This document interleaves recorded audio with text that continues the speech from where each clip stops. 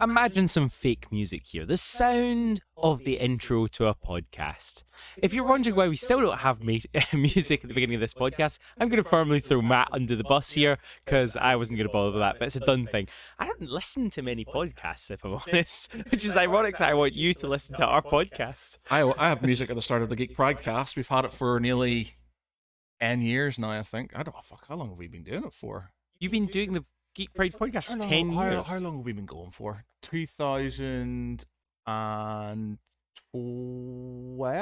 2013. Wow, so it's going to be 10 years this year. It'll be nearly 10 years old, and the Geek Pridecast is soon after that and stuff. So and that's once a week? 8 or 9. Well, no, because we had time, like, we're on probably technically our third season. So basically we had one big thing where it was all Google Hangouts and there was loads of us, and then we had another section after sort of a bit of a break, and now we've got our new one, which we've done 50-something episodes of in the third season and stuff. But yeah, we've been doing it for quite a while, and the same music has been from the very start and stuff. It goes it's quite good music for a thing. I think I do have some royalty-free music somewhere on my computer and stuff, so I'll have a search through. But I did say about music at the start of the podcast. The reason I never do it on my own channel is just because you always hear the horror stories where someone has gone in and is, been sued because, like, this person gave it away as royalty-free music at the beginning, but then they got signed on with a music company, and then retrospectively the music company's then gone and not sued, but, cease and desist everyone. Okay, right. So that makes me afraid. So I get mine from Audio Jungle. So I've got a license and everything to sort of prove. License to thrill. I've got a license to prove that the music is mine and I can use it as I wish. I mean, to be fair, it's like the bank. The bank has your money, but they don't have to give you that money. No. Anyway, this podcast is not about financial advice, and it's certainly not about music advice. It's about all things tabletop. I am Sam, your host, and I'm joined with co-host Matt Geary. You're doing this with the tables, Sam, and the dragon's rocking. He's not glued together. I was trying desperately to do anything so you wouldn't do your catchphrase on the intro. Bite ye. No. In this podcast, we talk about all things tabletop, and we normally have 4 sections. We have the first section, which is the general chit chat, seeing how we've been getting on in the last 2 weeks. Then we tend to have the meaty topic, which this week is going to be Games Workshop. Toxic or not? Because we're so experts on that. We have the right to talk about that. Then we have the hobby happenings. So you could broadly describe it as the news, but it's basically something that maybe we've spotted, such as a Kickstarter that we might want to chat about. And then, of course, what you all actually come here for, what we've actually been painting and doing in the hobby itself. Matt's looking very scared, just to foreshadow. Not very much these last couple of weeks, unfortunately. And just before we get started into that, we just wanted to say thank you so much to GeForce. Thank you, GeForce, for being Patreon. High five. Yeah, thank you very much. If you're a patron, you get access to an extra 30-40 minutes of bonus features, and you get an extra episode of the podcast each month, with the first one going up. Well, as I speak, it will have actually been uploaded. So an extra patron. He seems so surprised. We do a lot of communicating. And you're going to have some access to some sort of group and things as time goes on. And yes, and merchandise. And there'll be other things going on at some point. There going to be a lot more. It's not just going to be you get an extra half hour. You're going to get your value for money, basically, from us. We're going to have a lot more. I mean, you basically would get a minimum of an extra hour to 2 hours every single month. Well, in fact, no, with the extra episode, that can add up. There's loads of stuff. I don't know why you'd want us in your ear holes that much. Yeah. That's a horrible word, actually. Don't let me use that again. Yeah.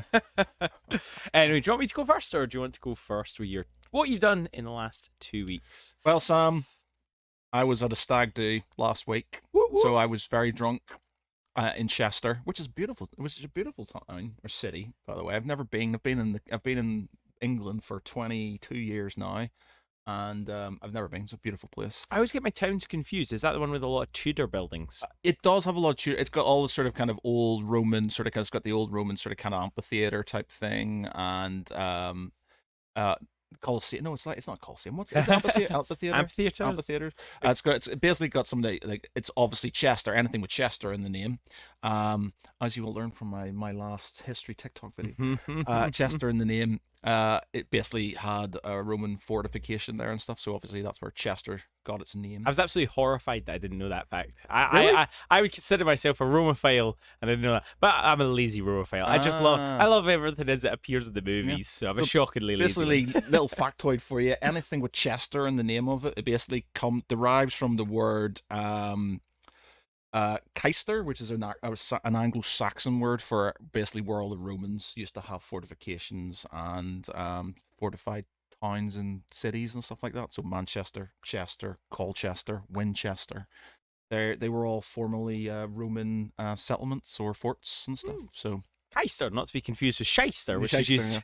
I can't even remember the Greek or the sort of the word. Yeah, it's gone now. I should know that, considering I mentioned it in my video. But anyway, yeah. Correct me if I'm wrong. The sort of the Tudor buildings, or at least the buildings I'm thinking of. Imagine, I mean, for our US and others, you might not have seen this. It's imagine a big white building, quite blocky with pointed roofs, but with the distinctive whitewash with black beams. Yes, beautiful. There's loads of them, man. And so nice. It's just such a beautiful city. Like we didn't get to see much of it because I was drinking loads, but it was just sort of like yeah, beautiful city. So because of that, I was hungover. I've not been doing very much the last thing, and you were away. I was. I went away to Scotland and I went away to Carlisle. So I've actually had 2 weekends of just gaming, nice. Just pure. Well, no, sorry, no, sorry. The Scottish one was visiting everyone and going and seeing babies. No, sorry. The Carlisle one was pure gaming. So we did tons of gaming. You got to get used to that baby thing now, Sam. I do. It's coming. Like, at some point, when they get old enough, it's slave labor. You can get them to paint your miniatures. That's how it works, right? It's got to be a reason. Well, I remember my father saying to me, so what do you want to be when you grow up? And I like, for some reason, I like the fact, because I'd sort of brought my dad something or my mum something, and they were like, oh, thanks very much. And I was like, oh, that's really great. They really appreciated that. I want to be a waiter. So my dad had me running around the house getting things for him and stuff. He's like, sweet. Well, he's still got this in his mind. So I was like holding it like this and walking over with sandwiches and things and just sort of like, going, oh, I want to be one of these and not really thinking. How long did that last for? I can't remember. Have you ever done a job in this? Yeah. Waiting? No, I've done bar staff. I've never done waiting. My brother did stuff from waiting, but I've never done waiting. And when you were up in Chester, did it inspire you? Do you think you would want to try and build any of those buildings? No, I think all it did was make me want to go back with my actual camera and take some proper photographs and stuff like that. Rather than the ones that were getting more and more slanted. Yeah, it's just like, is the camera fuzzy or is it my eyes? So yeah, it is. We had really good weather for it as well. So it's just like cities and stuff look so much better when the weather's good and stuff. So I'd want to go back and take some photographs and things, because that's one of my other multiple millions of hobbies that I do when I'm sort of, basically if I procrastinate against one thing, I can move on to something else, and that's kind of what I do and stuff. So. I mean, that is one way that people stay motivated. It's like when you're building your models, if you get sick of building your models, switch to some models that you've already primed. I'm a firm believer now of I will always try and, after building them, immediately prime them. So that way I have a model to paint. Because I think that's the thing that always puts me off the most. If I don't have a model I'm in the mood to paint. Yeah, I think I'm the same. I have to sort of, in general, about everything. Like if I'm not in the mood and I'm just like, I will just sit there. Like I sat there and watched the supercuts of Viva La Dirt League. Like just sat there, like they're good, but it was just like the supercuts. So it's like an hour of them, like sort of like all together and things. And I sat there and watched that, and then I watched this guy playing Ark Survival on YouTube. Have you played Ark Survival? No, and I was just like, I don't even like the. It's like you get dinosaurs and things like that, and it's kind of like Rust, but you've got dinosaurs, and I'm just like. But I was just sitting there watching it. I generally, when I'm procrastinating, I watch videos and look on like Age of Empires or the history ones, like sort of Invicta or Armies and Generals. Yeah, Kings and Generals is really good, and History March and stuff like that. So I'll watch that one. History March is good. Hey, do you know what? Sometimes I have like Kings and Generals. The guy's voice I didn't like it at first, so I didn't subscribe. Then it came back, and he does such good videos that eventually you're just like, you know what? I'm on board now. Yeah. And now I love the sound of his voice. Yeah, I do. I really like it. You know, it's just the ones they're sort of like very sort of they're not overly enthusiastic, but it's just sort of, you know, like that. But I love the oversimplified videos, the oversimplified Oh history stuff. yeah, they're They are so so good, historically great, and just hilarious as well. And I'll stuff. put links to in the chat below to all these channels. I mean, that would be a good topic to have at some point. Just all the YouTube stuff that we watch. Oversimplified's amazing. It's just the bit. I was the Napoleon one. She gives birth to the entire army. Yeah. It's like there's the bit in the Napoleon one that really just makes me chuckle is like it's a bit where he's about to lose he's literally lost the battle of Leipzig, and he's retreated into France, and he's sort of kind of trying to get France organized and stuff, and he's like, make more of this, make more of this, make more horses. He says, I can't make more horses. Why not? And then he starts going, it's like, because other horses make horses, and says, explain. And then he's just like, is it oversimplified? I feel like I'm getting too confused in my head, but is it oversimplified that does, fun fact, no. No, I think that's History Matters then. Yeah, no, have you watched History Matters? He does this sort of, he just does really stupid stuff, and it's brilliant. I watched one on the Bucket War, the pig war, the one where it was Britain and America fighting over a pig in some bit of land in Canada, which was like either British or American and stuff. And I mean, spoiler, but the pig was already dead, so they were more like fighting over a dead pig than a live pig. Yeah, so it was quite good. Oh, if you enjoy that, definitely check out History Matters. He does like 3-minute videos, but they're just as funny. Like it'll be like, and so the British decided to leave. Fun fact, no. I'm like, that's his thing, and it's just so funny. It's like, it'll be like, oh, so they decided to do this, but fun fact, no. But yeah, I wish I could do that. I mean, I think your TikToks are fantastic. You're well on the way. If you decided to go down that route, you could do videos like that, like full videos.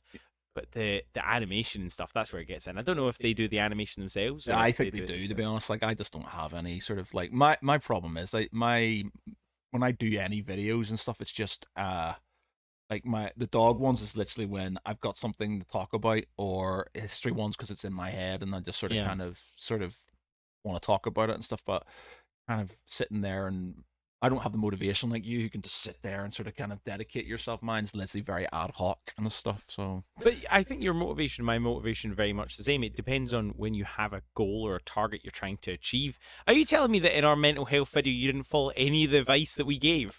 Oh no, I'm amazing. I'm amazing at giving advice. Right. I'm really good at giving advice, financial advice, relationship advice, advice about mental health in the hobby. But me following any of these things myself, no, I can't do it. He won't let anyone tell him what to do, not even himself. Yeah, it's just sort of like I can't sort of do it. It does my head in, but it's like I'm really bad. Like relationship advice, I'm amazing at. I suck at relationship. Financial advice, I'm really good at it. You know, I just don't follow it myself. It's just like the only thing that I follow with financial things. I've got a pension, and I've had a pension pretty much from day dot, and it's literally 15% of my wage goes into a pension every month and stuff, and it's just like out of my hands, so I can't spend it and stuff. I always think that I want to do that. Like whenever I get a pay rise, I'm like, oh, this time, you know, all that extra money, that extra £30, £50, whatever it is, I'm gonna put that. No. Do you not have a pension? I've got a pension. I've got like the built-in sort of one. Oh, okay, so 4%, 5%. I don't want to live past 60 anyway, so you know. Well, that's it. Although my wife gets very annoyed by that. That's it, isn't it? It's just one of those things. So yeah, my dad spent ages putting money into his pension. He died at 66, so he didn't really have a chance to sort of use it. See, that's what annoys me. Like this is why I don't feel bad when I go ahead like buy that extra game. I imagine things will change now with the kid, but yeah, my shoes are literally just like they're doing this at the moment. Okay. And Claire finally took them off of me and threw them in the bin.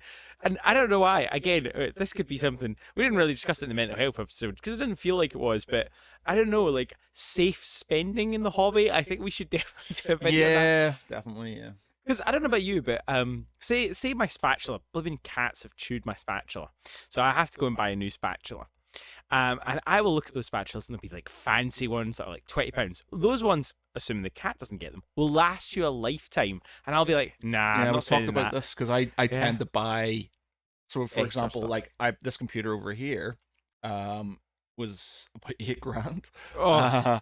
and Oh, I bought it simply because I says I could get one of these cheaper ones, yeah, but it's not going to last me, and I'm going to have to upgrade it pretty quickly because that's the way yeah. PCs work and stuff. Whereas if I get an expensive one that I can upgrade, has everything. Now it's got dual 1080s in it and stuff, which are Those are words. perfectly fine, now and stuff, and still sort of hold up to the way they are for what we've got in the minute and stuff. Even though they've been, the new graphics cards are, to be honest, they're worth more now than Yeah, they when were you bought it. because of the because of obviously the Bit mining and whatnot. yeah, exactly. So they're worth more When you're now. gaming and streaming, are you streaming on that or are you streaming on your laptop? On my laptop at the minute. To be honest, again, it's another thing. I've been meaning to sort of kind of get this all set up. That was just going to be, I was going to have a laptop in the front room and stuff, so we Yeah. could do sort of like ad hoc things there, and then I'd have this all set up. But I've been a bit of a mess, so I haven't really organized my shit. This room still hasn't been sorted out after many, many months of me. The best I've done is I stuck that over there, and I moved some things around, and then He's doing his best to put things in the video that'll get us demonetized. That's what it is. Oh wait, we're not monetized, so we can do whatever we like. What's going to demonetize us? Sexy naked lady. She's not. She's a nymph. Tasteful, yeah. She's tasteful. She's not naked. She's wearing something underneath that stuff. I don't know if you watched was it Midwinter Minis? No, it wasn't Midwinter Minis. It was Scott, the Miniature Maniac. Did you watch his latest video? He am I getting the wrong person? Apologies if I am. Basically, one of the creators, I think it was one of those two, was talking to someone about pinups. Oh, yeah, it was Scott. It was Scott. He was talking about pinup models and their their depictions of models and like whether they're acceptable or not, and like because he was painting Kingdoms of Death. Have you ever played Kingdoms of Death? Or you've at least seen it. And their models are very overtly sexual. And basically, he was interviewing other female creators and their opinions on it. Well, but I'm guessing you're firmly on the art sort of side of it. Yeah, I'm not gonna lie. I like don't get me wrong. Like I've got barbarians and muscly men and things like that. I like just sort of like physically aesthetically pleasing sort of thing. Being heterosexual, I tend to lean towards sort of women, but again, a model of a guy who's sort of kind of well sculpted and stuff like that, sort of, I like that. I like the sort of kind of the human form for me in general is sort of good.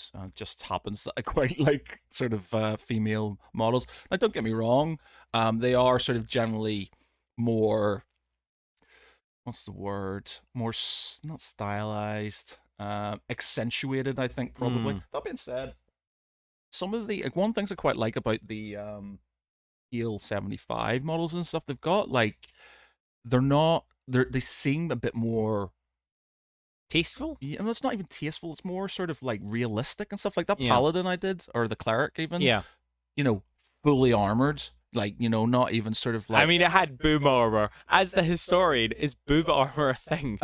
boob armor is there are examples of boob armor, but it's not like it was a bikini top. It was like plate armor. It's full plate. You're telling me that in Conan, Sonya Red is not an accurate depiction of armor? I'm full. It's like fully plate armor. It's like full plate armor. It might have sort of thing, but it's sort of and it looks it's not more. It's more realistic in a way. And then you've got sort of like you've got ones where you've got the short-haired lady, women who are a lot more. I like strength in women. I like strong women in general and stuff. And so I like the warrior type ones and stuff. See, I like strong men and women. Like, for example, I don't really have a problem with like a Sonya Red model that's tastefully sculpted.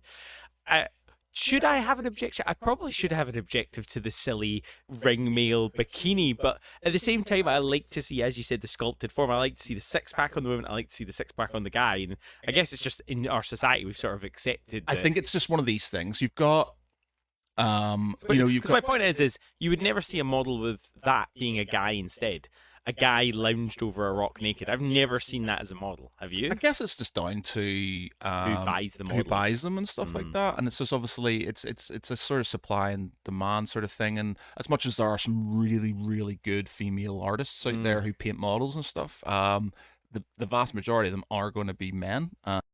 Most of the models I like painting like a bust and things are of sort of kind of strong female characters and stuff. Granted they're attractive. Mm. I like an attractive form. I'm not gonna lie and stuff.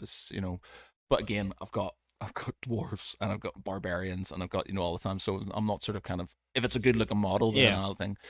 But yeah, stuff like that's a bit odd. If you're doing a diorama or something, I don't know, and it's just sort of, you've got stuff where you've got people getting severed heads and things, and it's just sort of, For some reason, that doesn't bother me. Like a good tasteful severed head in someone's hand, fantastic. But if it was someone like holding a head and I don't know, kissing the decapitated head, that'd be a bit weird. I don't know. Yeah, but It's not like models haven't been sexualized. I mean, the ancient Greeks, well, and that's even it. That's further it's back. one of these things. If somebody, it's one of those things. It's like people sort of kind of like I've got mates who take the piss out of me because I do like sort of I've got a lot of them. So I've got the what formerly used to be kabuki models and stuff. They do one. So I've got the Mother of Dragons one, which is you'll not be able to see it, but it's sort of up here, the big sort of like, and she's lying in this dragon skull, and she's very it's very tastefully done, but it's just that she's a very attractive sort of woman within this sort of dragon skull. It's an amazing model and stuff. I've got a lot of sort of models of elves and fairies, yeah, and things like that over there. And I like the pinup style. I think I like the pinup style in general.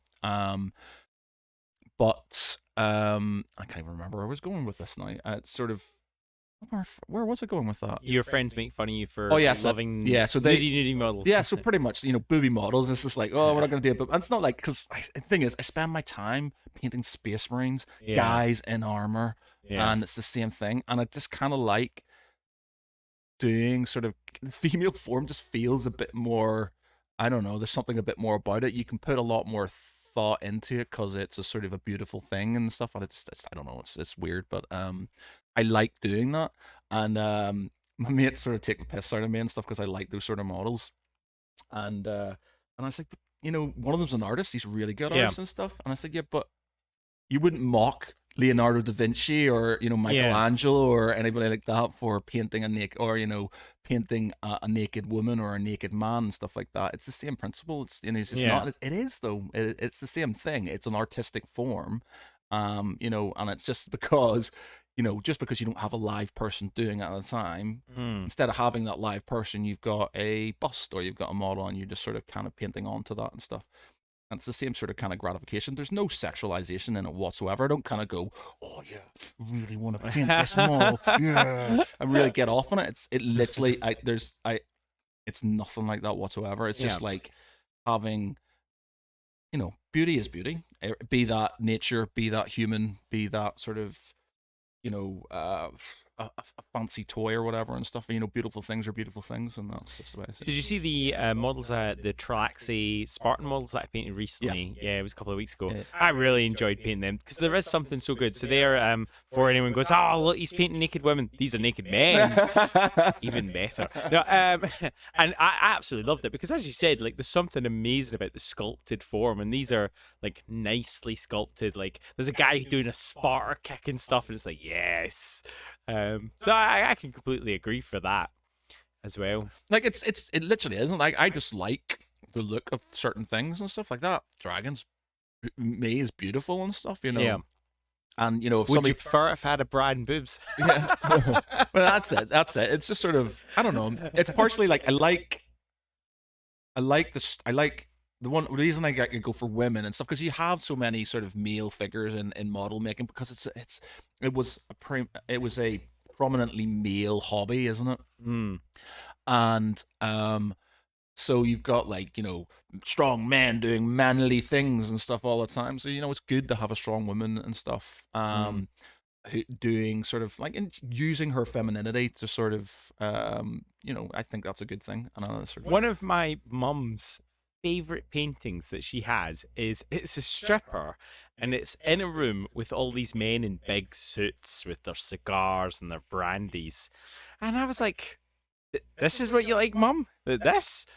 I was like, okay. She was like, no. She says, you have to understand what's going on in the painting. Who has control in that room? Yeah, it's the woman. Um, Big time. It's I fun. mean, that's something I would love to talk about in like maybe an episode, a separate episode about models and what do you like in a model. Like, for example, it's quite funny because if you gave me a model, like one of your pin-up models, like one of those sculpts, and it was just a naked fat guy, I don't know if I'd want to paint it as much, but you make the guts falling out, and you put on a little bit of mold, and that model is sexy as Yeah, I F. think it's sort of, Nurgle, oh. but it's like, so you've got like I can't even remember the Ogre King.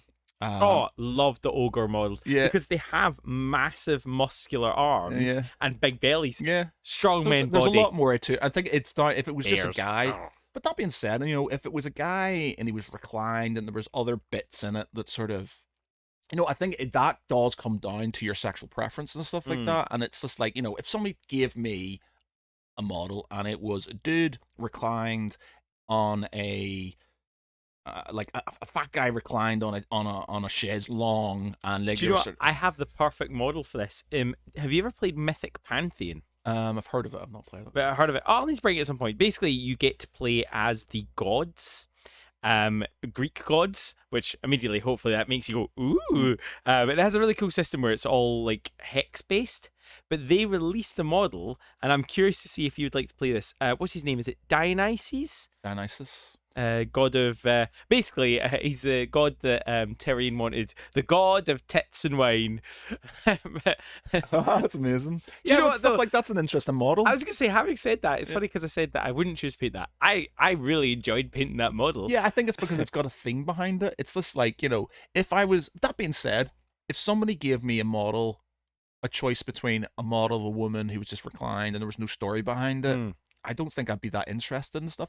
It's because a lot of these models, like you've got a nymph who's sort of like torturing a sort of a guy there. You've got women sort of with armor, and there's sort of a story behind it. There's more sort of depth to the model and stuff. Yeah. So again, if there's depth to the model, I don't think I'd have an issue with it and stuff. If it was male or female, it's just that if I had the choice between male or female, I probably would veer towards female because I'm I'm curious to see what do you think about like when they're, for lack of a better word, unnecessary to the model. I think you might even have one, which might answer my question. Have you got one where it's like Conan or Conan-esque, big barbarian, yeah loincloth, yeah. nice, and then there's a lady like draped over his leg? Do you have that model? I feel like you might.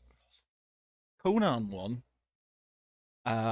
the actual full scale one is Yep. him standing there, and it's basically from a piece of art where he's got scantily clad women clasped to his leg and stuff like that. But Because there's the one where he's over the shoulder, and I'm like, yeah, that's kind of. I mean, I guess it could cause other problems, but it's part of the model. Whereas the one where it's like the lady draped over his leg, I'm like, why? yeah, I think do you want? I kind of like the old school. It's old school sort of kind of machoism and stuff like that. I don't, I like the art. It's like you get a lot of it in sort of strong men and weak women and things like that. I tend to veer towards I like strong women who are attractive and stuff like that. Hmm. So, So but how did you feel about Brienne's depiction? I thought it was really good. I thought that was really good. I like sort of, um, where they've got, one thing I like about sort of I don't like this whole thing. It's just like because we need to show that women are strong, Yeah. that they make them too kick ass and stuff like that. I like it being a bit I like it being realistic as well, but I like sort of like she was a big woman. Yeah. She's tall. You could see it was realistic that she could kick ass and stuff like that. And it's sort of I kind of have a bit thing about it's just like well, we've got a woman in this thing, so we need to make her sort of kind of double hard and things like that. Yeah. And it's sort of there has a bit of realism in it and stuff. But yeah, I like it, and I like armor being armor, not sort of just a bikini top and stuff like that. I've been listening to the Gaunt's Ghost series again because I think I read up to about book 8, I want to say, and then spoiler, one of one of the characters that I liked died, which hopefully isn't too much of a shock to you, considering it's a book about war. But I don't know why that sort of derailed me. But I'm re-listening to them, and my goodness, they're good. But in there, they have a character called Lilith who's just come into it, an Inquisitor, and she is pictured as like hard as nails. And I guess this is the sort of the hard line, isn't it? It's the most difficult thing to portray a woman as a realistic woman, but also portray them as tough as men. It shouldn't be hard. We all know women in our lives that are equally as tough as any man you'll ever meet. And yet, why do they get it so wrong? I guess I struggle to think of, like, I think that Arwen and Eowyn, I might get crucified for this, but I thought they were good depictions of strong women, especially Eowyn. Within the films. They were still like women. I think Eowyn's more. I think Eowyn's more, and it's well in the film and stuff. She's more realistic, and I think she's sort of she.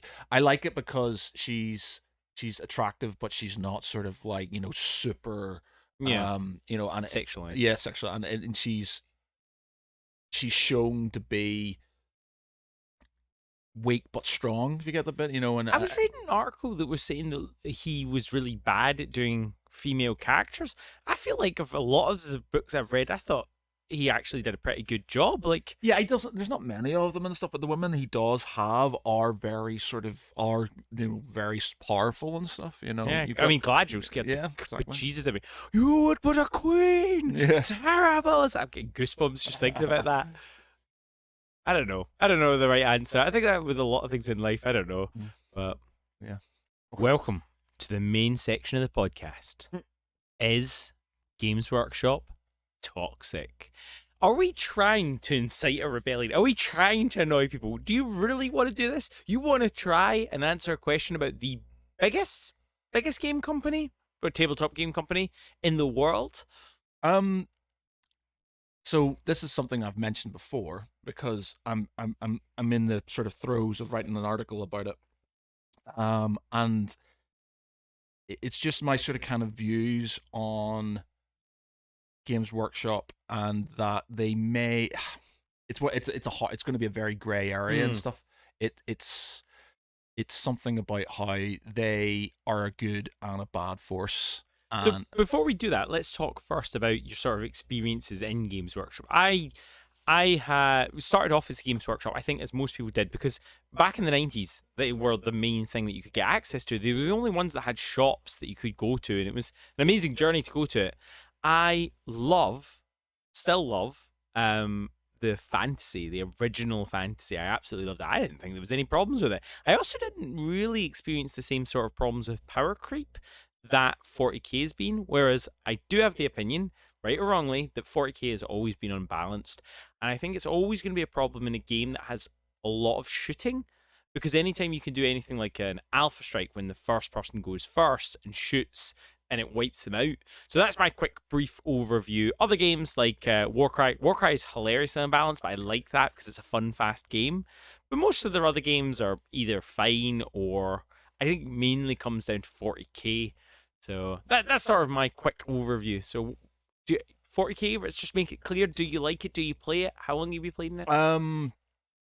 Games Workshop has been in my life since day dot. Pretty much It's pretty much like I have had, for my first memories of any sort of miniatures and stuff, were Games Workshop. The first miniature I ever owned was a Space Marine and stuff like. It was the Napoleonics. No, that was later? after I get that was as a teenager. So the first one was and I didn't play as much, and when we did play, you were playing the rules wrong and stuff, and it wasn't sort of like your kids, so you're not really understanding and things, and the painting.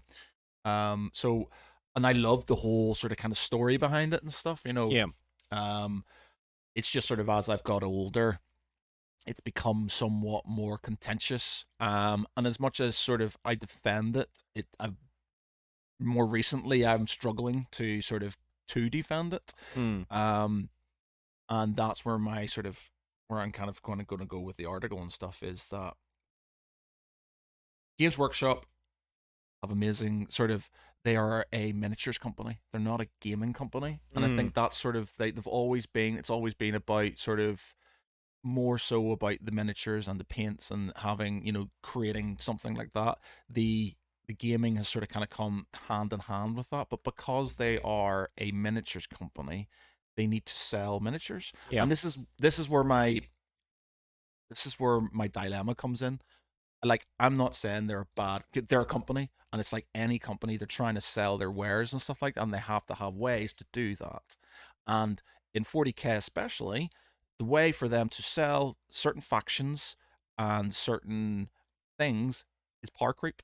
And in fact, I was watching a video about Age of Empires 4, and they were talking about the new DLC. Yeah. And one of the guys said the surefire way to sell that new DLC is to make the new race overpowered, Yeah. because everybody's going to go, I want that. Because especially in competitive gaming, they want to go, I want the best one that can win all the Yeah. time and stuff. And that's kind of what Games Workshop do. They don't balance things as much as they've got better at sort of kind of meta watch. Power creep is a thing, and so they have this sort of incremental increase in every new codex becoming sort of better, or becoming overpowered and stuff, because they know that there's a lot of people who will just go, I want those. So And then before we delve too much deeper into sort of the rules aspect, I want to just clarify on what you mean by it's a miniatures company. Well, when you say it's a miniatures company, what draws that line? For example, a game company I love is called Arena Rex. You should definitely check them out. Red Republic. They make amazing miniatures. I was kind of tempted to bring one to just emphasize this, but each model can cost about £20, which people would turn around and go, "Oh, but Games Workshop models cost that much." But it feels different. Each of these models is hand sculpted. To me, that's a miniature company. There is a game attached to it, but to me, that is selling the miniature. Whereas Games Workshop sort of, if not pioneered, they led the way into quality miniatures that were also mass produced. Are they still a miniatures company if they're mass produced? Like, what is Cool Mini or not when it produces like yeah, well, because they're well, it struggles to produce these. But I know, but Game they're of Thrones. doing their cool minis are building a game system, because they build a new game with miniatures that are attached to it and stuff like that. Whereas Games Workshop's always been, it's got its IPs, it's got its fantasy, and it's got its fantasy, and it's got its sci-fi, Mm. and that's kind of where it's been, and it's sort of like increasing on the different models within those brands and things like that. The game, obviously, the rules have been around since, forever as well. Don't get me And wrong. so is the lore. We can't Yeah. leave the lore out Well, because they yeah, build a world. yeah. But the thing is, this isn't me bashing them. This is me more bashing us as consumers. Yeah. Um, and how we sort of put up with certain things. And it's like Games Workshop do what they do because they are a company who need to make money, who want to make money. Yeah, I was just trying to clarify because obviously they make their money off of loads of different companies. Yeah. Companies like Moonstone, for example, we chatted about them a little bit. They give all the rules away for free. If you want to play that game, they even give you standees, like you can print out paper standees. They make basically 100% of their money off the models because the everything else is free. Then you have companies like what's it called? It's like Gravesend or something. No, that's Frostgrave. Yeah, yeah. I think I'm the right one. And it's Agnostic Miniatures. Oh goodness, what are their names? Uncle Atom and I've forgotten his name. He's an amazing painter. Glasses, bald. How do you not know the major painters in the community? No idea, man. I'm really bad with Oh names. my goodness! Oh, I've forgotten. Vinci V. You must have seen Vinci V. He's written a thing on everything. They just come out with another agnostic game, so it means that they make 100% of their money off of the rules. You buy the rules and then you play with whatever miniatures. It doesn't matter. Yeah. So that's why I just wanted to clarify. Like, Well, it's not. when you say it's miniatures, I say it's a miniatures company because that's where they make their money mainly from. Because they're think about the range they have, and they they make their money by bringing out a new miniature that has rules attached to it. That's good. But thing is, some of them are just really nice miniatures and stuff. So it's quite interesting though, because the last couple of releases they haven't really done more miniatures, have they? They've done like the new Eldar. They had the new Avatar of Cain, which is a beautiful looking model. Mm. You've got what's come out. Tyranids are getting one model. Yeah, Tau got no love at all. I know, but Well, we got amazing that's the rules. way they sell what they have already. You see, so they can bring out one model. Mm. That's nice, and then they can just increase the rules. And this is the problem because it's right. So Games Workshop have, and I've been playing since Rogue Trader days when it was more of an RPG than it Mm. was sort of a skirmish game, and then obviously mass combat as is and stuff.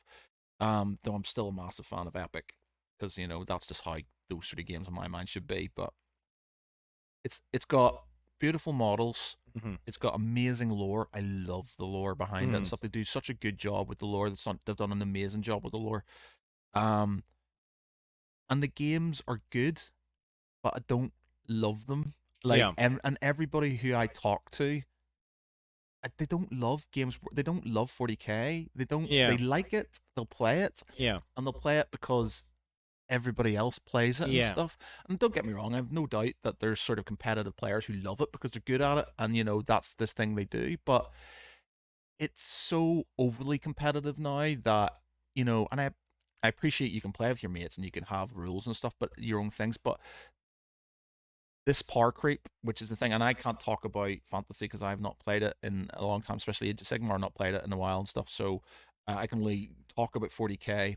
The power creep is real and it's a thing, and they're not doing it because it takes ages for them to sort of do that and the other. It might take a certain amount of time for them to do rules and blah blah blah, but they do it because it's a marketing practice. And if you turn around and go, this is a new codex with new rules for everything, then people are going to go and buy those models. Like, as much as I hate to say it, if they turn around and gave me, if they brought a Lehman, like there's rumors that Lehman Russ might come out and stuff, come back and stuff, Yeah. which would be awesome. I've wanted that for years and stuff. Lehman Russ, and they brought out a few more models, and they sort of kind of boosted my codex. Yeah. I'd probably go and buy those things because Yeah. I'm like, I've got a competitive army again, and that's how they win you, because you've got a competitive army. And the thing is, the competitive players, it was prime example in the last tournament I did, and all the tournaments sort of recently, Custodes were amazing, Tau were amazing, and Tyranids, to a point, with the Stampede, well, I can't even remember what it's called, but that thing. So they were the ones that were topping the table, and everybody was playing them. Yeah. And it was just like there were so many, and they've got the new Knights codexes out, and they've got loads of new rules. Oh, they're already. Yeah, they're coming out. They're just coming out. So that was an Adepticon. So they've got the new Oh, Knights. might need to swivel in my release schedule and do a paint video on Knights. But the thing is, because there's such a gap, and it leaves all the other codexes behind. So there's no way of realistically competing without having to jump ship and moving. Like, for example, as a Space Wolf player, the only way I can compete in tournaments is if I go like mass spam on infantry and stuff like that. It's just boring. It's just not a good sort of. You have to sort of, because there's such a massive gap between those codexes. Yeah. And granted, they're looking about they're going to bring back more Space Marine stuff again. They're going to have a 2.0 at the end, as they generally do. But it's just like there's such a gap between those that competitively, you have to, if you want to be competitive, even if you're playing with your mates and stuff, if they've got like, new Tau against old Marine, you're going to lose. And, even in a not sort of competitive game, if they've got some good units and stuff, you're going to struggle because they've got an updated codex, and they do that on purpose. And as much as they might say they don't, they do it on purpose because everybody jumps ship. Not everybody, that's a massive exaggeration.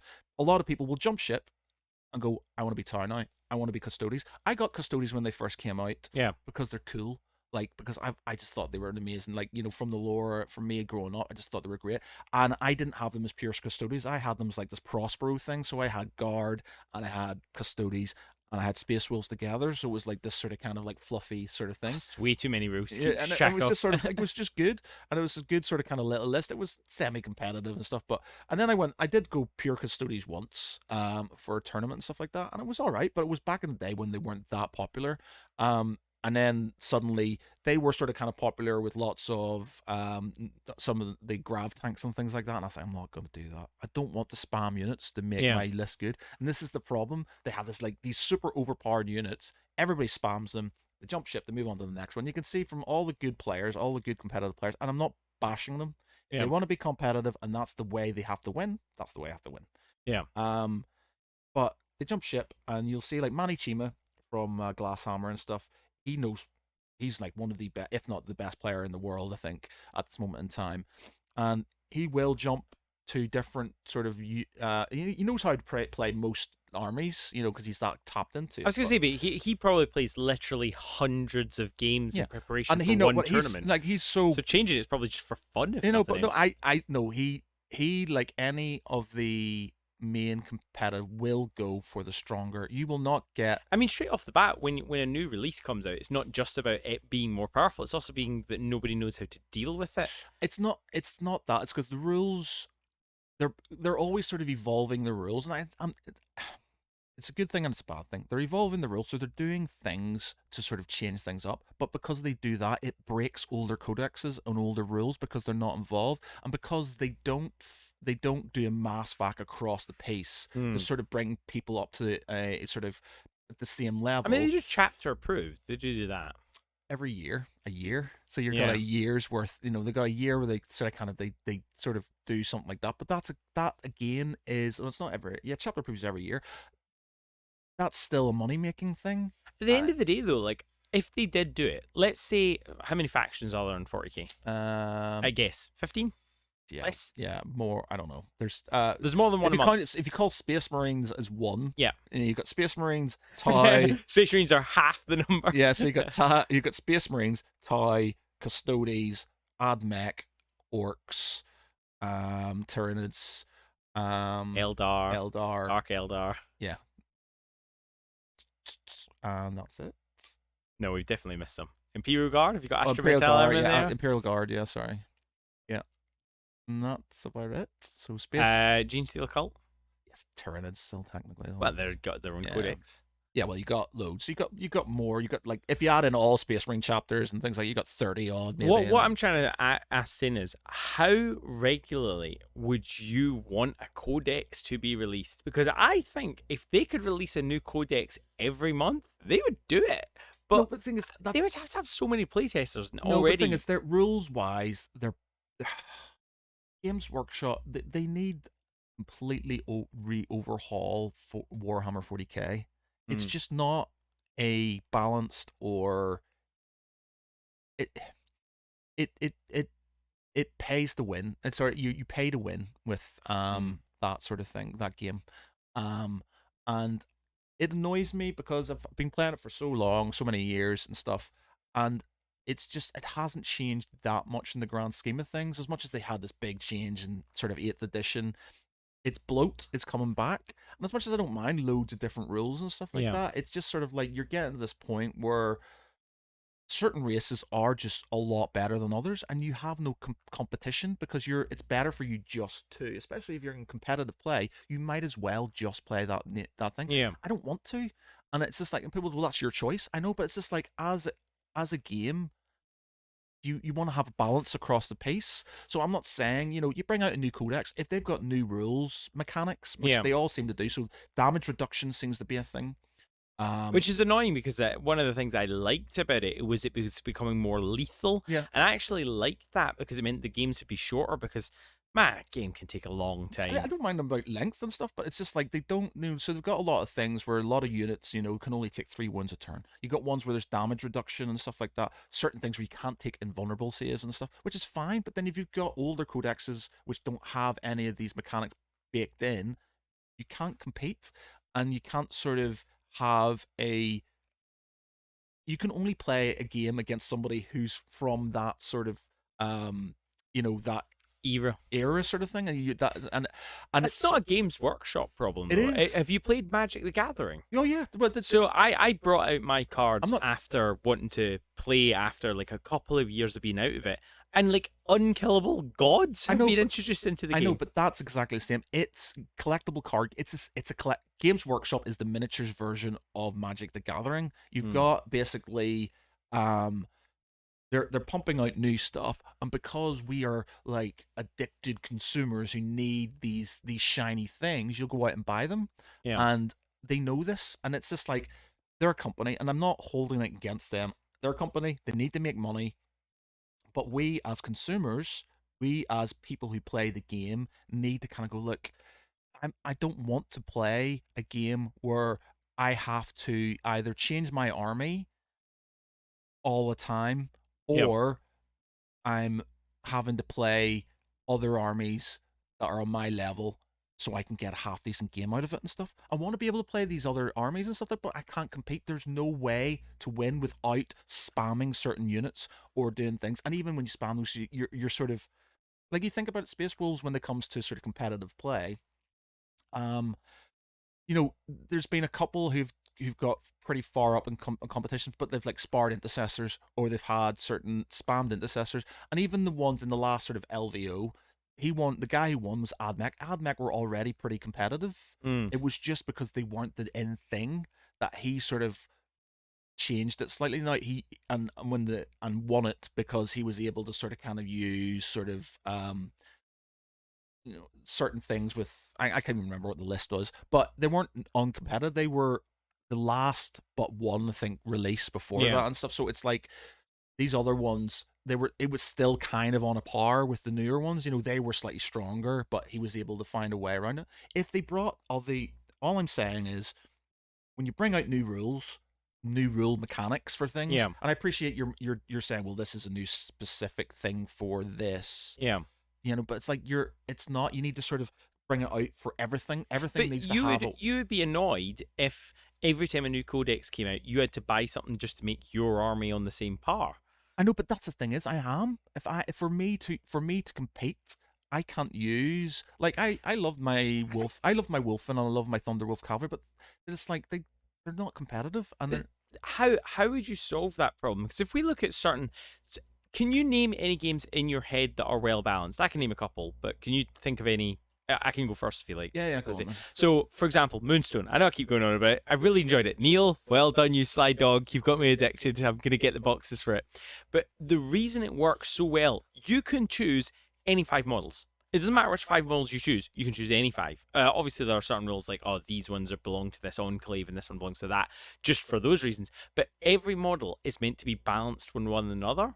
And the only reason they can do that is there's 20, 30 models in the range. How many units? I mean, if we've got 30 codexes, how many units are there? Oh, that's the thing. It's not. It's just the bloat. It's sort of like I'm not. So would you want to kill your armies back down to No, just I don't. five options? I just think they need to rethink how the game works. And what you've got is a all army going first. There's no what for me. One of the major issues Warhammer has is all army going Oh yeah, first I and second. agree. You Yeah. need alternate activations, Yeah. or you need to do what they're doing with Apocalypse, or things where they usually you can still shoot with those Yeah. units, and you put markers beside them, and then you take them off afterwards, because you can use certain things, Yeah. or you can do actions with things without things getting killed without them being used. You need to have some sort of mechanic like that, especially in super, in shooty things, where now I know they're trying to bring in more terrain and stuff like that. Problem with 40k is people abuse it. They abuse the rules because they're so vague in times, and they're not brilliantly written.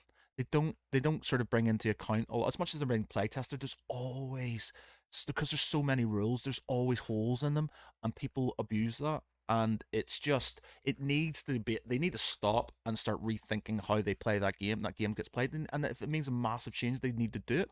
It's My just. worry is it'll become like Cyberpunk. Everyone was going, "Oh, I'm so excited for this to come out," and then they were literally giving them death threats because they were like, "Oh, we haven't quite finished everything, so we want to delay it. We want to delay it." And then eventually it got so bad that even the investors were like, "You've got to release it," and they released it, and then everyone went, cancel them because the game was buggy." And I'm like, it's the same thing. Like, how long would it take them to play test a codex so it was perfect each time?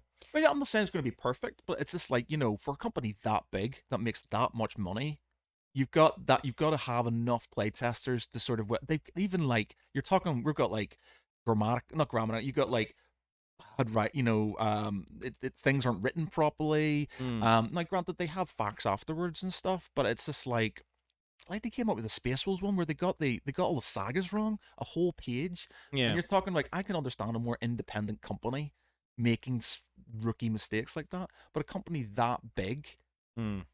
with that many employees and that much profit, it's not really excusable. I guess one of the other things you got to ask is, let's say they did do the rechange their model and they changed it so that it was a balanced game. How long would it last? I would argue that part of the reason that Magic the Gathering, Games Workshop in general, are so successful is because of their ruthless Yeah, business exactly. model. That's it. That's it.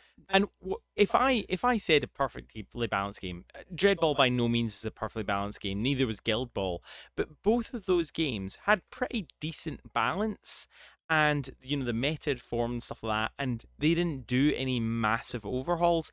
And I would say those not doing those massive overhauls that piss people off are the reason why those games are dying off, because they didn't do it. I would argue that perhaps we wouldn't be talking about 40K if they didn't do this kind of model. Oh no, I'm saying they are the perfect business. Like Mm, they are so savvy with how nerds work and stuff mm, like that. That's why they're so successful, and that's my point. It's not their problem, it's mm, us. We're the problem because we're not, it's like a toxic relationship. They are effectively abusing our wallets and we're just accepting it. So that's just sort of the way it is. And we're not making it people you can go on to any single forum about Warhammer 40K, and there's people moaning about it all the time. All my friends moan about it. I moan about it. It's very seldom you meet somebody who's not been playing for a long time who doesn't have this bit of a hate for it and stuff. And it's like, don't get me wrong, I play it. I don't think mm, it's a bad game, but for something where I love the models and I love the lore and I love the nostalgia that's given me and I love all that, the game is good. I completely agree. Good. The video games, good. Yeah. The lore, fantastic. The models, excellent. And it makes you all geared up to play. But I agree with you. The part that I least enjoy is playing, Yeah, just because every time it's like a gotcha. I don't have time to have a PhD in your codex as well as yeah, mine. exactly. It's just sort of And I don't enjoy playing it as much as I enjoy other and games. it's the same I don't like look forward to I them. like sort of, I go to the tournaments because I just want to play some games and stuff. Mm, And because I've got 40K and I spent so much money on it, I feel like I have to. yeah. And because some of the other things like Song of Ice and Fire, and there's not many people who play it and stuff, so I can't really. So this is because it's a big game, it's the only option really for me to get sort of go out and play different people and stuff like that. So that's what I do. But like that tournament, by the end, when I played that Tau guy at the end, he was lovely, lovely guy and stuff. Yeah. I was just fed up. I was just sort Yeah. of like completely fed up because my list was semi-competitive and I won 2 games, but it was just like certain things. There was no way I could win. And it's Mm, not like, well, you need to choose a different armies. Yeah, but that means I have to spam certain yeah. units, and there's no way. And so they need to find a way of restricting box or doing certain things that makes all units or at least all units viable.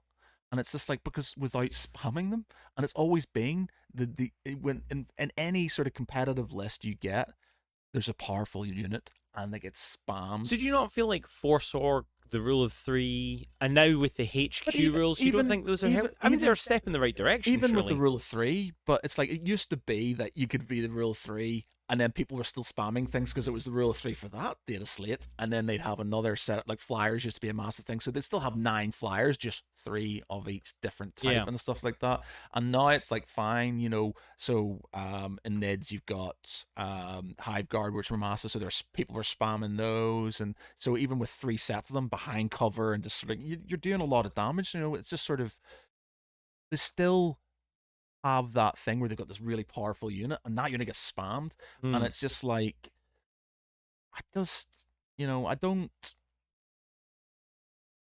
it's getting frustrating because I do like the models. I love the models and I love the lore. It's just the game's just not good. Hmm. It's not bad, it's just not it's good for competitive players. It's all right if you and your mates are playing similar-ish codexes, but it's like, for example, me and my mates Stuart, and he always plays Necrons, and Necrons have always been pretty strong. Yeah. And back in sixth edition, seventh edition, they were just super overpowered and stuff. Like D weapons galore. You had Transcendence and Tan running around, sort of flamer D weapons everywhere. My Thunderbolt Mm. cavalry were being melted and stuff. But I would lose every time, and I tried different things to try and beat him and stuff. I'd still lose because they weren't fixed. They were just that. And when they did get fixed, and my guys got more powerful when Wolfen first came in, Yeah. they were well overpowered and stuff like that. And I was like running 4 sets of Wolfen Thunderwolf cavalry and winning every single game, and I beat him quite categorically and Yeah. stuff because he got nerfed, I got up powered, and that's just the way it was.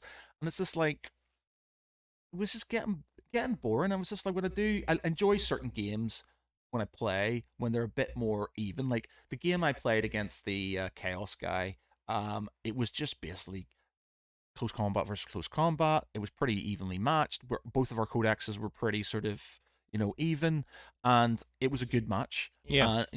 Whereas when I played the guy, I was just like, and even the Necron player, I was just like, I can't win these games, and I had no sort of, and I didn't, I hate going into a game knowing that I'm going to lose, and it's like I don't mind losing Mm. if I play the game, but I don't want to go into a game knowing I'm just going to automatically lose. It's like again, my mate Stuart, we play Age of Empires all the time. I don't play him anymore because Yeah. he's very good, and I know I'll lose against him. So It doesn't pull you up. You don't think you can get good enough no, to because start winning.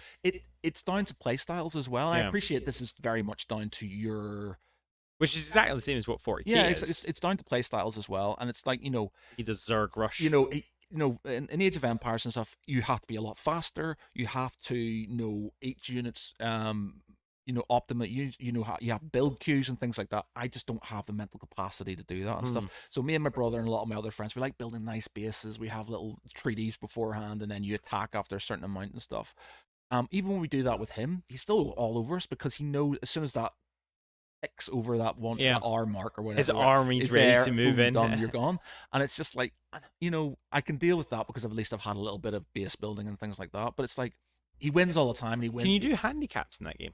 No, but it's like but the thing is, again, it's just down to if you've got specific, so for example, me and my brother play, I'm the English, he's the Abbasids, and the Abbasids are like super good with economy late game and stuff. Yeah. They just so what my brother does is just spams caravans, and because they can get additional things each time, his economy is literally through the roof. Yeah, and but I'm part struggling. of that's your choice to play with the delay tactics. Yes, so your delay tactic I know, is feeding into I know, the but then that advantages. means I have to play the rush game, and I don't want the rush. And it's just this is the thing So is ask your brother to play a different army. no, I know with things we do play because he again we've got to the point where he knows he will always beat me now with them because there's no way I can compete unless I'm on a map where there's lots of wood and stuff like I can't compete.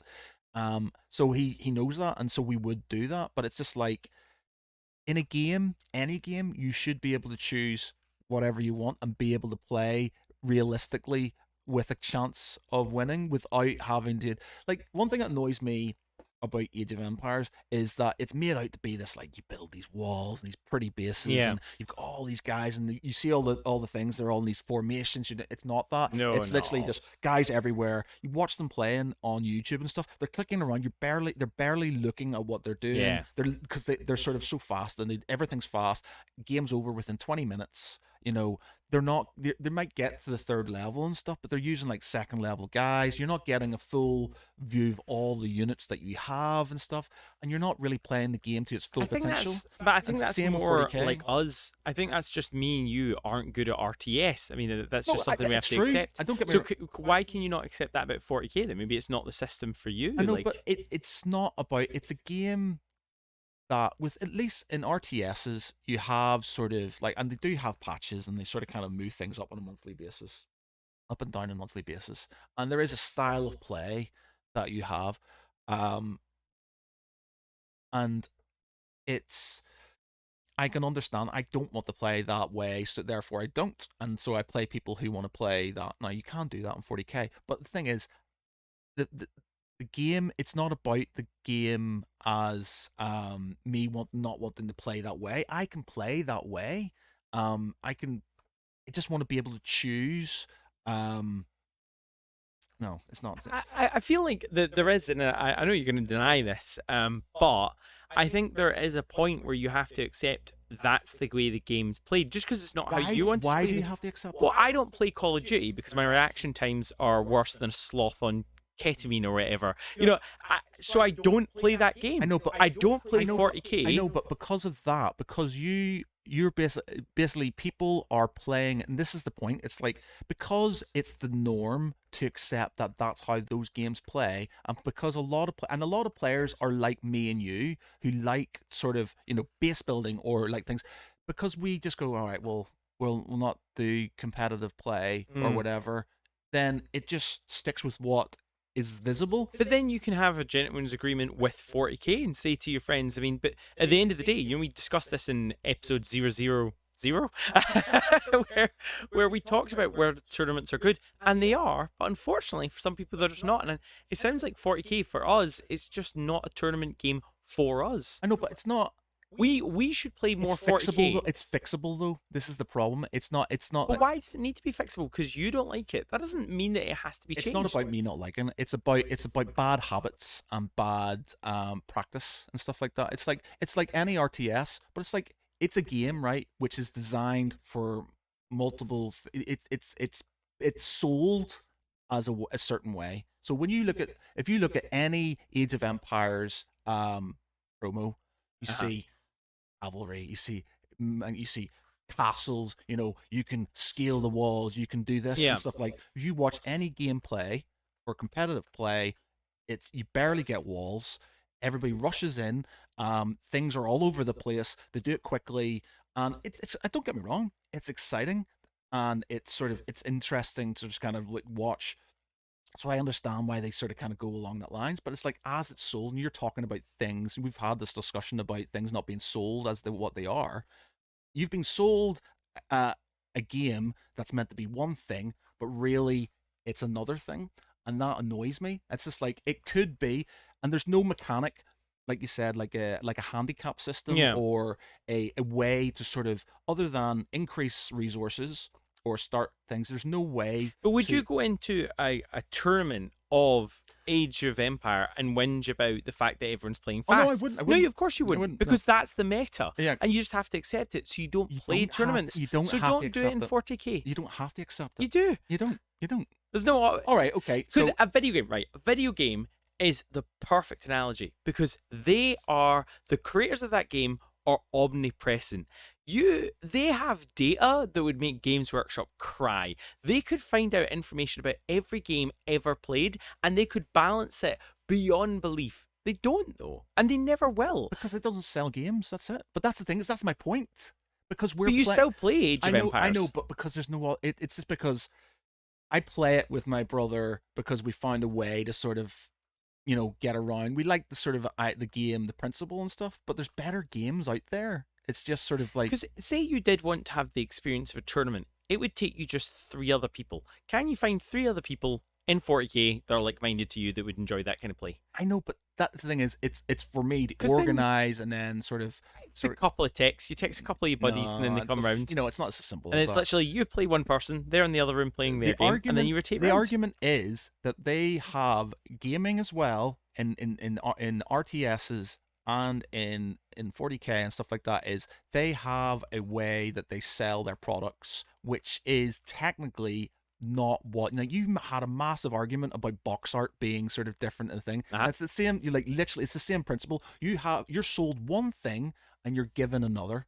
I don't think big. I agree with you, Age of Empires, and when I play against the computer does play like that. When I play it and I play with friends, we play it like that. So I don't think that's necessarily a lie. To say at the highest level it's different to the lowest level. When I go shooting, I go down to the local club and I shoot with friends. I don't go and try and shoot in the Olympics because even the rules are different in the Olympics. No, it's more the fact that you have. Because I don't know, because you said there about the Age of Empires. That's completely true. Does Games Workshop sell itself like that? Yeah, because I don't think Games Workshop's ever pretended otherwise. I know you've got a game that's there. It's like you've got this faction and it does this and stuff. You can't compete with if you wanted to compete. So just for example, you didn't have any interest in the other factions, right? could not win a game properly in a competitive thing with the army you Yeah, but have. scratch competitive. What? Scratch competitive. Like I said, I wouldn't play Age of Empires I know, but for tournament level. why wouldn't? But the thing is, at least in Age of Empires 4, as much as some of the nations are less competitive than the others, in certain map types they are competitive because it's very much down to the map type and the resources, and there are ways to make them better. For example, um, the English for me, they need wood and stuff a lot because a lot of the stuff that they have is wood. If you start playing a longer game with them, you start lacking in that food. Now Mm. they do have good economies and with their like the farms and things like that, but there's certain maps they're better at. They're better at in maps where there's choke points and stuff like that because they're defensive one. There's certain like the Mongols are better at open maps because they're open. There's certain things that in certain maps they are better at it. Whereas in 40k, you know, the only difference you're going to get is maybe if you had an completely open map, then a shooting army's just going to shoot you off the thing. It's not good for close combat, but even close combat armies can't deal with a lot of the shooting stuff. In like they've made the board smaller. They've added more terrain so close combat armies can get in. But even then, because there's out of line of sight shooting stuff. There's things that are sort of taking out your invulnerable. So the things that make you able to get into combat aren't there anymore. And it's like, so I can't. Whereas in Age of Empires, I can choose not the most competitive nation and still do all right. Like for example, in the last tournament, big tournament they had of Age of Empires and stuff like that, Mm. they showed the list of who picked who, and it was pretty even throughout all of them, and the win ratios were all pretty even as well and stuff because it all depended on the map and people were choosing different ones depending on different maps and stuff like that. Whereas if you're playing 40k and you played Space Wolves, you're not going to go very far. I think your Space Wolves would chop me apart. You almost killed all my Death I Guard. know, but And I was taking cheesy Bellicor. I know, but they will be good against certain armies that codexes are within their sort of their remit and stuff. But because, like you said, there's so many different armies and they're so long before they get updated that they become unusable unless you're playing your mates and stuff like that. So, for example, I've got a competitive list. I can enter tournaments. I can play them. Then suddenly, as time goes on, I can't. And the only way I can get playing those tournaments, which I enjoy, is by changing my army. But I don't want to change my army because I like that army. Why should I have to? And it's just like, because again, you're talking about tournaments. I know, but you're playing a game that you like. I've been sold it. I've always been Space Wolves. I'm wearing a Space Wolf T-shirt. I've always been Space Wolves since day one. So what because I then have to wait a year before I can start playing tournaments again because my rules. Do you not think that's slightly unfair? No, No. no, no. I think you're wanting to You force argued about change in the world. box art and how box art, and you're saying that. So you've got an army that you spent a lot of money on, right? Which I have. Yeah. I've had Tau since 2003. Yeah, Tau have always been pretty competitive, but if you've got an army that you spent, Get out of here! You cannot say Tau. how many tournaments have you played against Get Tau? out of it. How many Get tournaments out have of you it. played against Tau, Sam? I played as Tau and I lost. How many? How long ago? Loads. Loads, really? Oh, not recently. Not since like what was the like Black Codex again? Yeah, exactly. 2000s. Yeah. Okay. So you have. I just think You spent that a lot of tournament's money. different. You spend okay. So at least in an I would like to play Crusade. Because Crusade is not competitive No, play. granted- And I want to know if you would enjoy Crusade. I think the problem is we need to play more games and you need to play like fluffy list. I'll play a fluffy list mainly because I've no idea what a competitive list is for you. Because I play as, right, okay, let me put it as an example. Night Stalkers and Vanguard for Mantic. Now, unfortunately, you don't know much about them, but I can tell you now, they're not.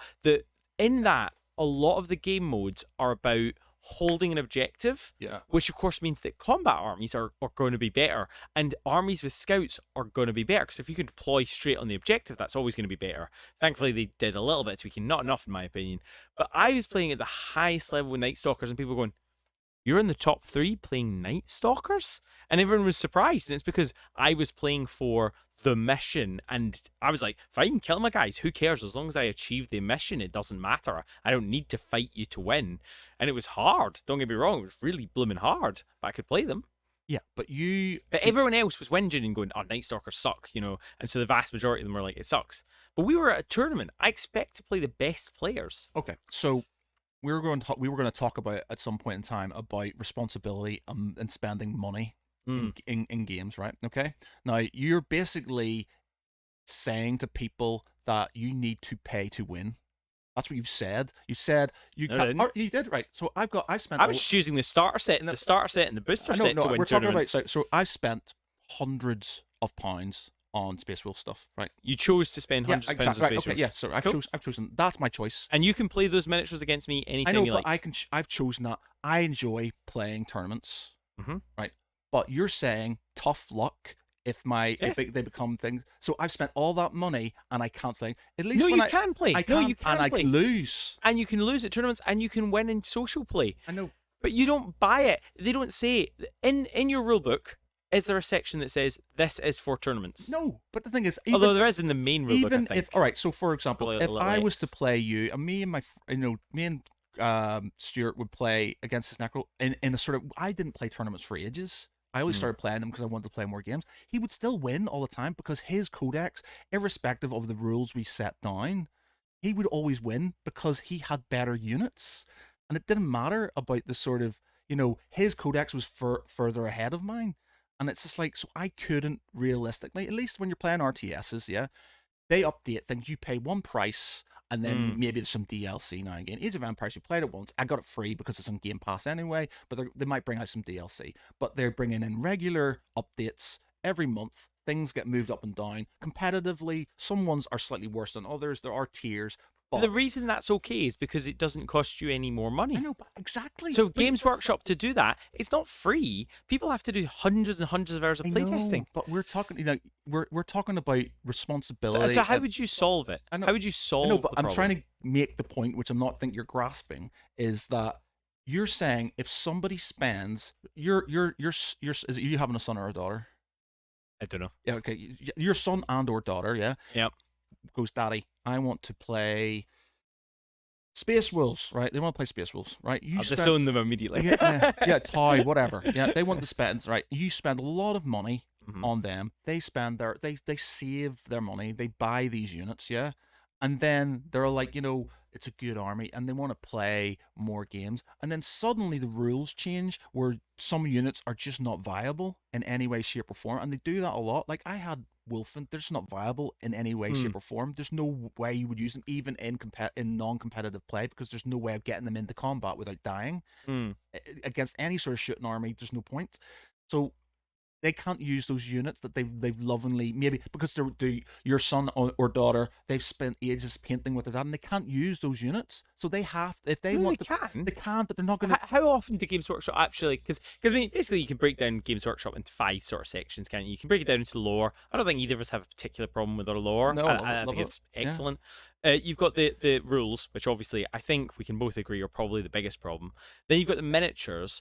Miniatures, in terms of problems, they don't tend to ever write out miniatures, do they? They bring out new ones, but there's never really a ban on playing them, is there? Oh yeah, they've done Apart from the big one, and nobody wants to talk about this, is are they going to get rid of Firstborn Space Marines in Fair? Which I actually love the Primaris, so I'm okay with going that. to because they've got they've got the new Horus Heresy series coming out now. What they've done is they've increased the size. The new Horus Heresy box set. It's got Firstborns. They've just increased the size ever so slightly. So I reckon you'll still be able to use your old school Firstborn, bar maybe the 80s, like certain 90s ones that are really small. But what, in Horus Heresy? Yeah, you could probably. I think that's the direction they're probably going to go. Yeah, but that still means that they're obsoleting an entire army. Yeah, well, it's like people when they did it to squats. They're going to do it. They're going to do it's it going to be. very They're going to do it. They're just going to give you an option. You can. Well, you can still play it in Horus Heresy. But do you have a problem with that?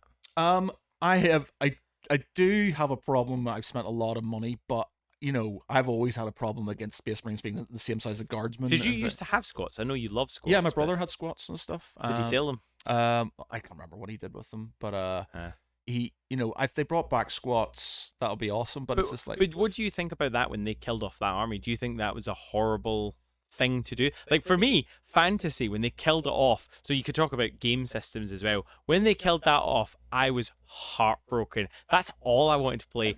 And it got me playing other games because otherwise I didn't play anything apart Again, from that. it's just one of those things. It's like it would be upset if I was a squat player at the time and I had loads and they suddenly just went, right, well, we're not, you can play them, but we're not supporting them anymore and stuff. It's just like, it's upsetting. It's like, But the reason they did fantasy, I can understand from a business point of view because they weren't going to bring out new armies, even though they had things like Kislev and Cathay, and you could be bottom dollar sure that I would have bought into it.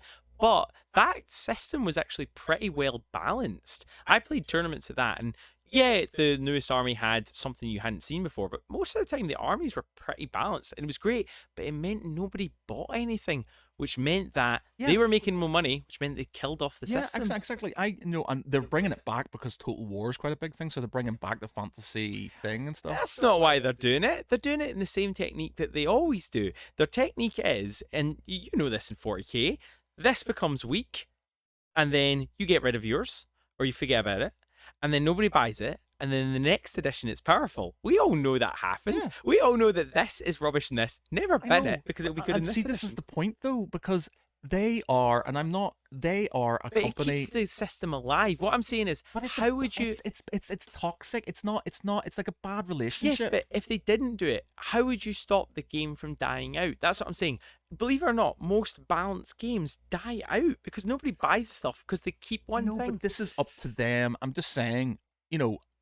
Would you rather it alive and and continuing as it is, or it to die off? All right. So would you rather be in a relationship which was great and somebody sort of they died prematurely, but it was perfect to that point, or would you rather where it was toxic the whole way through, but they're sort of they're around? Probably the toxic. Yeah, well, but this is the thing. We've all been in relationships that we should have. We are exactly, and that's that's what this is. You can leave. No, but having tried to leave that toxic relationship? Is that easy? Is it that easy? Yes, No. I now play loads of systems. No, I have that easy. loads and loads of systems now. Because Fantasy died. If Fantasy hadn't died and Fantasy was in the same situation, I couldn't tell you. Yeah. You know, I've never loved 40k as much as I loved Fantasy. I never loved AO. My point is, Games Workshop are a company that wants to make money. Yeah. Their gaming is something to help. It's like Transformers cartoons and He-Man cartoons and things were there to help sell. They were peripheries to help sell the toys. And Is that true? Yeah, that's it. The toys came out first. The toys were there, and the cartoons were brought out to sell the toys and stuff. Really? So the toys like Transformers and stuff were built in Japan and things like that, and so they brought out cartoons to help sell them. So every cartoon that you grew up on, which had toys, yeah, the toys came first. The toys came first. The cartoons were there to help sell the toys. And so you have the same principle. They have this product that they want to sell, these beautiful models with beautiful lore and stuff like that. But I mean, the lore makes them money. Yeah. Like how many audiobooks do Yeah, I exactly. own? Yeah, the lore is amazing. Like, this is what annoys me. It's like they've got amazing lore. It's beautiful. And the nostalgia I have for Games Workshop, just for as a child going in and not even sort of, playing the game, just like these amazing miniatures and painting with my dad and things like that. Such a great, as a company, I've got I owe them a lot for that, but they're very happy to let us just play this sort of toxic sort of way of like, well, this isn't good anymore. We'll make this better. People will buy that. They make this. It's brilliant. It's an amazing mechanic for them to make money. But for as a player, it's literally you have to either it's our way or the highway, and there's no sort of like you need to find a way to balance that out. There's no like I understand there has to be a bit of sort of like, oh, this is slightly better, but it's so divergent. So what would you rather them have doing what they do now, which is they don't release that much new stuff. Now I could be completely wrong about that, but a lot of the time it's re-releasing stuff and then they boost the sales of, this model now gets updated to here, but they don't release necessarily new armies that often. I think what they need to do to make things more viable is fine. If you're going to bring a new code, do codexes the way you have. It's in the way it's good because you're the build up to your codex and stuff. You know, if you're a specific thing, your Mm. build up is great because you got that sort of weight, and maybe you'll get a new model or you get some new rules and things like that, and that's exciting. But if you bring out new systems, like there's certain rules, like where damage reduction or certain things only getting 3 wounds. If they have that mechanic and the intention is maybe that every codex is going to have that eventually and stuff, bring it out with everything. Have an update that goes right. Well, we've got this for this codex and stuff, right? So we're going to bring this out for this as well, and this to sort of kind of bring things on the par. Like you will have new models and new things that sort of kind of make them ever so slightly more sort of um appetizing to Mm. people, but it's just like it literally is just a case, and you see it in tournaments all the time. And people moan about it, and I've never seen so many people moan about a game in their life that they're supposedly. I don't think you'll meet anybody, and I'll be going out. I don't think you'll meet anybody who plays competitively who doesn't hate the game slightly. Mm. And even like it's just sort of, No, I agree. and the money thing is an issue. Like it's all right for me and thee who have sort of like all right jobs and we can pay for this, but you've got people who can't afford it, and maybe they want to play and maybe they want to compete. Maybe they're a good player who knows all the codexes, knows all the things, but they can't afford to sort of spend all that money having to jump ship every time a new big thing comes up for them to be competitive and Yeah, stuff. but sadly, I think I mean that you're almost getting onto the state of the world at this point. I You know, know, the but have and it's has I nots, know, you know, but sort of thing. I understand. All I'm saying is I understand the why they do it, Yeah. but I think it's because we don't kick up enough fuss to make them change. But Now, if you left, be the change you want to be. If you left, that's one person that leaves. Then your friends go, "Oh, I can't play with Matt. Matt, what are you playing?" So you play a no, different but game. So that's because it. this is the reason I've got Yeah, so many game systems is because I've lived in so many different places, and each gaming group had their own flavor. Believe it or not all 40k, and so it means I've got loads of game systems, which probably means I'm actually poorer than I would yeah, be if I played just 40k. But the point is, I left. yeah. But I You can think leave. I know, but again, and my Play sort of Dead Zone. You'll enjoy my it. 40k sort of,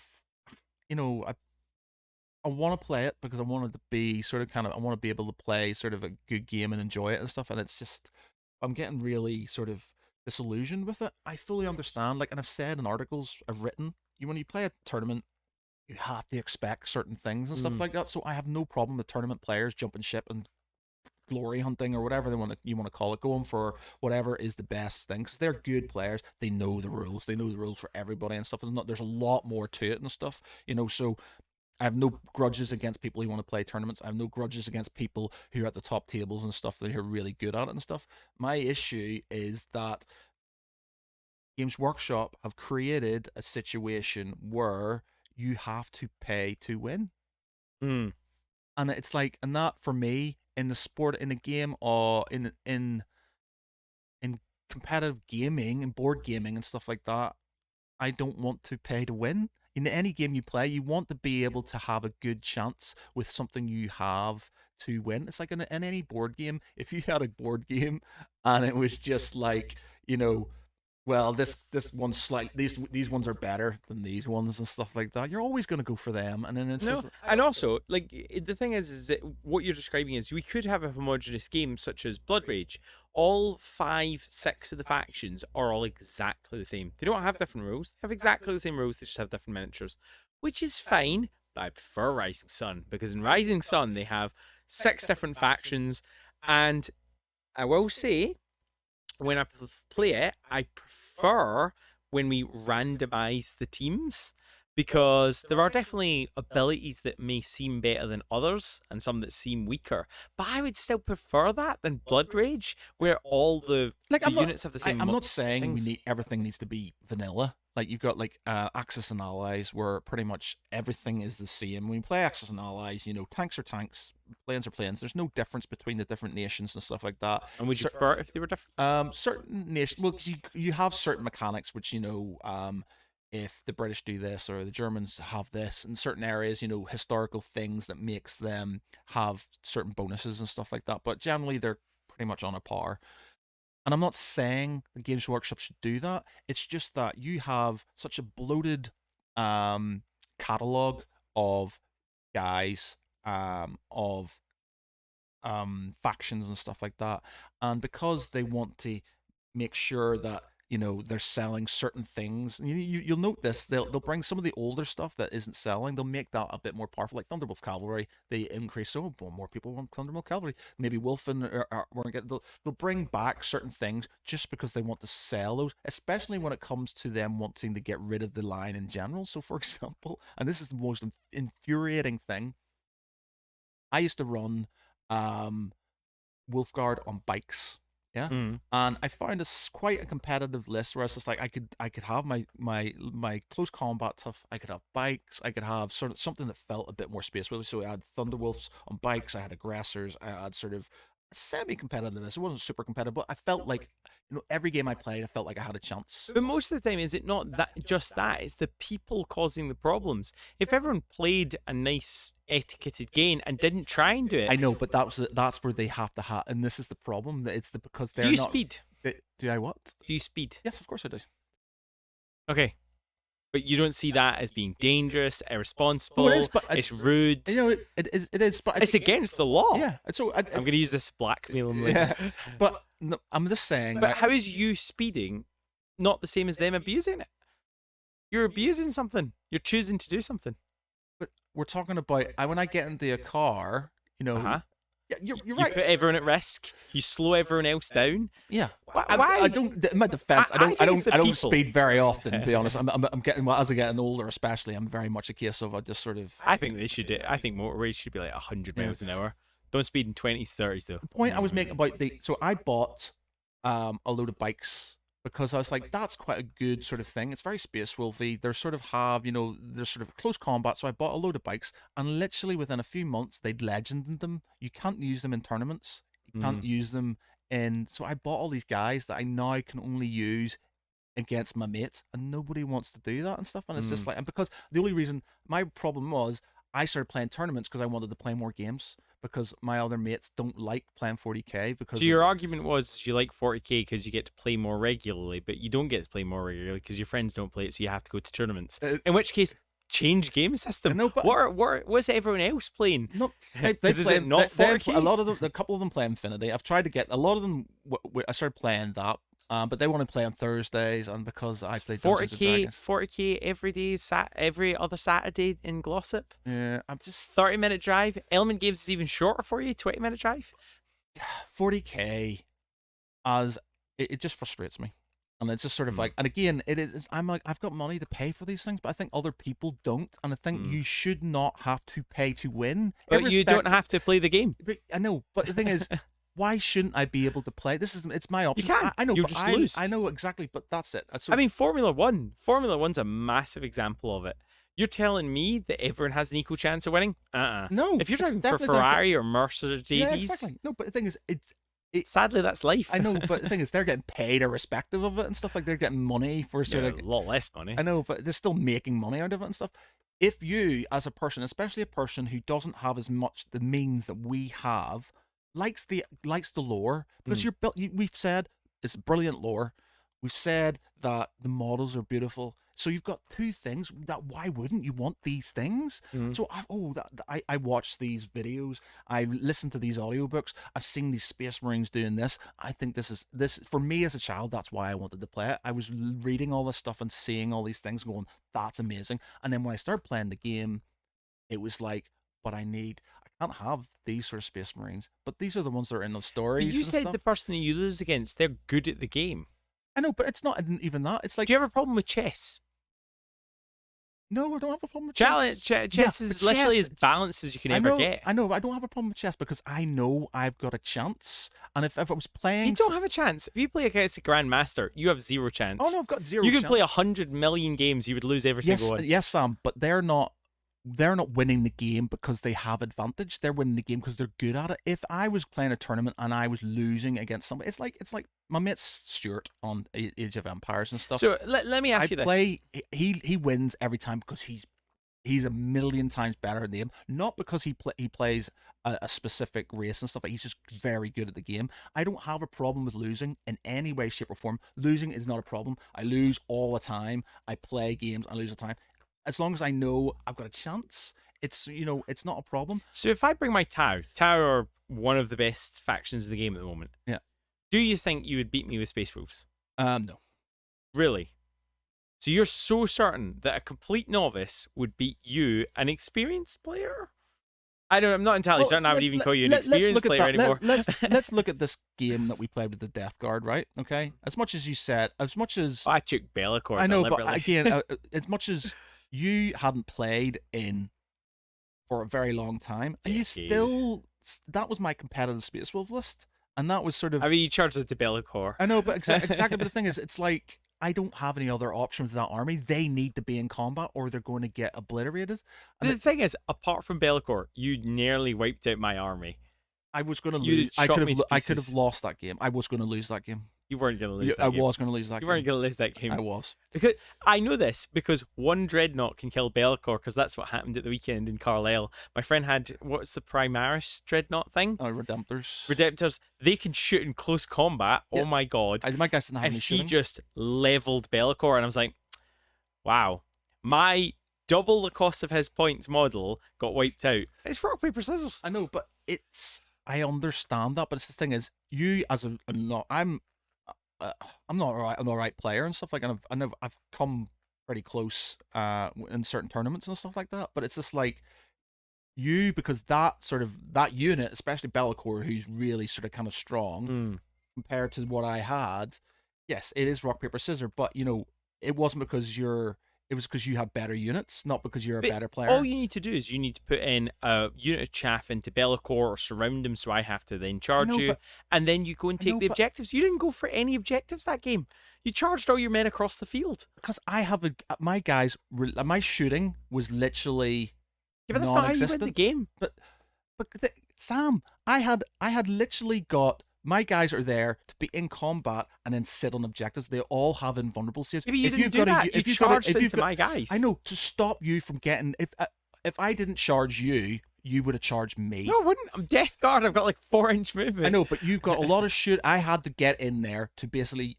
running against certain things. So basically, I had to get him out of the game as soon as possible because he ignores my invulnerables. He does all kinds of damage. He had to go down, or he would have done me so much trouble. He's still one model. I know, but it doesn't matter. Like when I play other games, I put like, for example, if I'm playing Vanguard and someone's got a really good unit, I put chaff into him and go, there you go, and then just ignore him. I had no chaff. You just put in I know, but this is the thing, Sam. Is you're making... I have to therefore change my army list to adhere not to change your list. You just need to change how you played. I know. Don't charge them across the board and leave them in the open. You said I nearly won.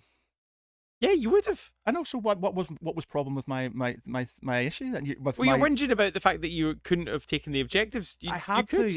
No, that's the way I had to play to do it. Now I don't think I would have won that game in the wrong. All I'm saying, because you weren't taking the objectives. All I'm saying is, your argument is currently it's tough. If you don't want to play, you're basically saying it's tough. If you don't want to play a game, you go something. So any game that you've got and you spent money on, and they suddenly change things to make them better, it's tough. Yeah, that's bullshit. I don't. That's life. I know, but that's bullshit. That's not literally life. I know, but what would be the solution? There is no solution. There is. Sorry, there is a solution. There is a solution. Let me tell you the solution. They kill 40k and bring out the next version of it. That's the solution. That's what they did to my beautiful Warhammer Fantasy. They don't. And Age of Sigmar sucks. What they do. There's certain things you don't have to make it sort of. They will have to bring out, and they will bring out a new edition. But 40k has been playing the Alpha Strike pretty much since day one, and it's like they need to have alternate activations, even if they keep the pay to win sort of like units and stuff like that. If you want. The one thing that would make me feel better about that game is being able to have units on the board for longer than 5 seconds without them getting obliterated and stuff. I think alternating activations would be the first step towards it. That's a massive thing, and it's just that because. But why should they change it for you? At the end of the day, and this is it, because people don't kick up enough fuss because that's just how it is. It's the thing, but the thing is, it's like anything. I can't ride a camel in horse racing. For example. That's disingenuous. That's not. Why would you ever have a camel? It's because it's called horse racing. Because it looks like a horse. I know, but it's not a horse, is it? It's a seahorse. Yeah. You need to have, instead of just accepting the norm. People need, instead of accepting the norm, people need to make change and stuff, and it's hard. It's like if new Space Wolves came out and they brought Lehman Russ back and stuff, I'd probably buy it because it's like I want something I can use. I like, and it's more to do with the lore behind it. I would love to have a Lehman Russ and stuff. I would like him to be a competitive unit and stuff like that. But you know, I think there needs to be changes the across the board, and I think people need to go. You know what, Games Workshop, we love you because of your lore. We loved you because of nostalgia. We love this, but the game's not good. It's just people play it because they can abuse it. And then there's people like you who go, well, tough. That's just the way it is, and it's just that's not how things change. Things change when people make change, and it's just like that's the way it has to happen. I And would one of hate. the changes you can do is leave. I know, Vote where you yeah, want I it. know exactly. But that's it. And I haven't bought any 40k in ages and stuff. Like I don't sort of, And as new people come yeah, into it, they'll buy into it, so it's never going to stop. But this, look at it this way, right? Just because I hate, no, I don't hate. Just because I dislike the way the game plays doesn't mean I dislike the models. Doesn't mean I dislike. So I'm still putting money into their wallets because they don't care if I like the game or not, because I'd still like the models and things like that. So when they might not be scooping me on this new awesome toy, so I'm the sort of guy who will stick with a certain type of army, and I've had Space Wolves forever. I've sort of Imperium I generally stick with because of certain fluffy reasons. Um, I'm not going to jump ship and buy, new toy or new whatever, new Eldar and stuff because they're powerful and stuff. But if there's some nice models, I'd buy the models because I like nice models and things like that. So they don't care about that because they're still getting the money off me and stuff. But as a game, as something that we want to play that's good, they need to make change. People will still buy their models. People will still buy things from them because of their history and because of the lore. But the game is broken and needs to change.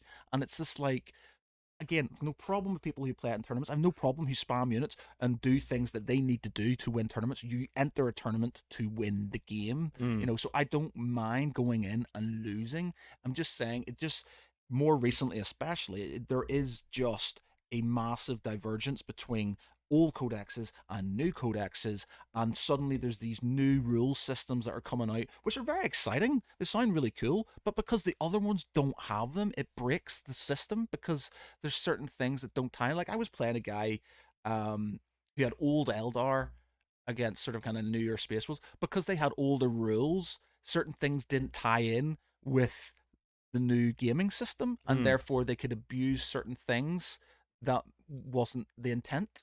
Instead of trying to fix that, as like they did with the indexes when they brought out 8th edition, they brought out indexes that sort of tied in certain rules with things like that. They didn't do that this way because they went, well, we're bringing out these new rules, but this is still no codex. They didn't try and uplift it so it at least fed into those new rules and stuff, and that's my annoyance and stuff. I don't, if they're going to have certain powerful units, if they want to do that, fine, but they just should have So what is a rule? a minimum. What is a rule that you have a problem with?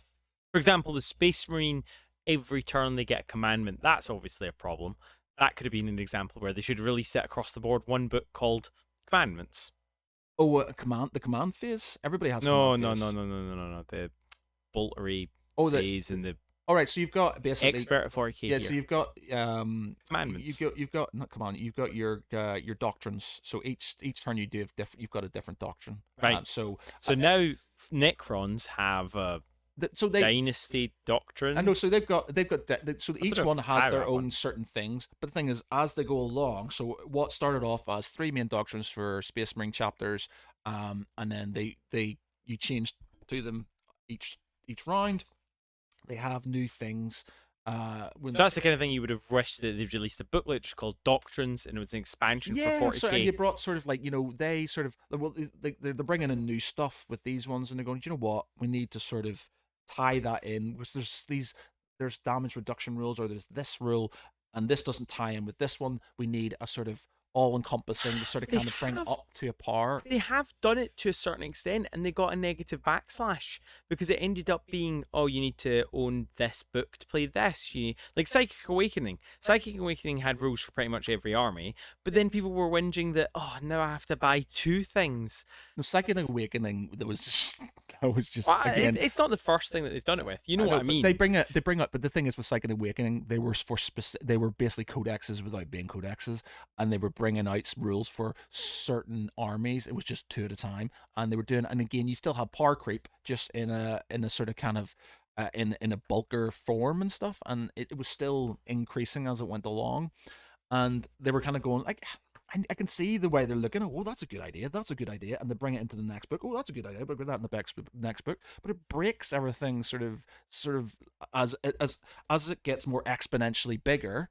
Things at the sort of the bottom of the curve are untenable. And it's just like you've got units that you cannot, I don't, if you were against a really bad player, fine, maybe you would, but you don't want to play against bad players. You want to have like sort of a good sort of game, but they're going to play with better units because they know that's how it is and stuff. So this is something that might actually fill you with rage. So talking about like sort of how we could solve this, one way of immediately is getting rid of paper books, because that's what annoys me the most. This is why I love things like Battlescribe, because they have it all in one place. Have you ever seen the Age of Sigmar app? No. Oh my goodness. So have a look at the Age of Sigmar map. So its UI is pretty straightforward. Try and go to the Sons of Behemoth. They're a destruction army. I want you to try and find your way to that. So the Sons of Behemoth, they're the giants. They're a destruction faction. Destruction is like an overarching thing where you have goblins, orcs, etc. Well, have you found your way to it? No. Oh, okay. What sort of options have you got? Sorry, I thought it was fairly intuitive. Maybe not. We've got death. See, because I know they're destruction. Destruction. Yeah. Okay. Destruction. Then we're looking for Sons of Behemoth. Oh yeah, Sons of, yeah, there they are. Yeah. So how good is that app? And then click on one of them, like to click on the rules. I think they're called Battle Scribes, Battle Scrolls. Yeah, Battle Scrolls. Yeah. So why do they not have that for 40k? They have their newer one, but it's just got it's full. It's nowhere near as this. It's I mean, full literally, full of you can click on this, points, size, strength. So it means that when a change is made, they just update the app. Yeah, exactly. Why can't they do that in 40k? They're trying to do that with the new one and stuff, but it's full. But it's all behind paywalls, isn't it? You have to go is paywalls, and that's it. And again, it's just them trying to make money, and this is the thing. It's so annoying, but again, it's this happy medium because you don't, like you said, you don't want them to be giving everything out for free that it makes them unviable as a company. So it's just like I don't hold it against Games Workshop for making people pay for things, because in the end, if they don't pay for things, they can't pay for employees, therefore they go under, and that would be hard. But I think it's more than that. I think it's because it's a public company. There's shares and shareholders that they legally have to answer to. If you don't make those returns, you are legally culpable. Yeah, exactly. And do you not think that in a way, choosing to play a game like that, admittedly you played it probably before they were even a public company, how much do you kick yourself for not buying some shares when they never mind. But yeah, so I for me, it is kind of like an abusive relationship, and you're at fault because as much as you can blame the other person for doing what they're doing, that's who they are and that's what they do. Like you said, it is what it is. It's up to you to make that change, and this is my point. I think, I don't think you'll ever get to a point where people will just go, fuck this, I'm not playing this anymore, because, it's got enough there to sort of keep people, especially competitive play keeps it going now, especially it's becoming a lot more important, and they're very much focusing on competitive play. Therefore, that style of play is going to be pushed forward. But, for me, there needs to be some sort of kind of small rule changes, especially alternate activations, or doing the whole thing where you can literally use units at least in your first and second go and stuff without things dying quickly and having to hide them behind sort of all the terrain. It just that's annoying. The way the game is played is not how it's played in your head. I think it's a lot of time. Like you're like, oh, like I'm listening to Gaunt's Ghosts, as I said, and McCall, the sort of chief scout, takes on a dreadnought.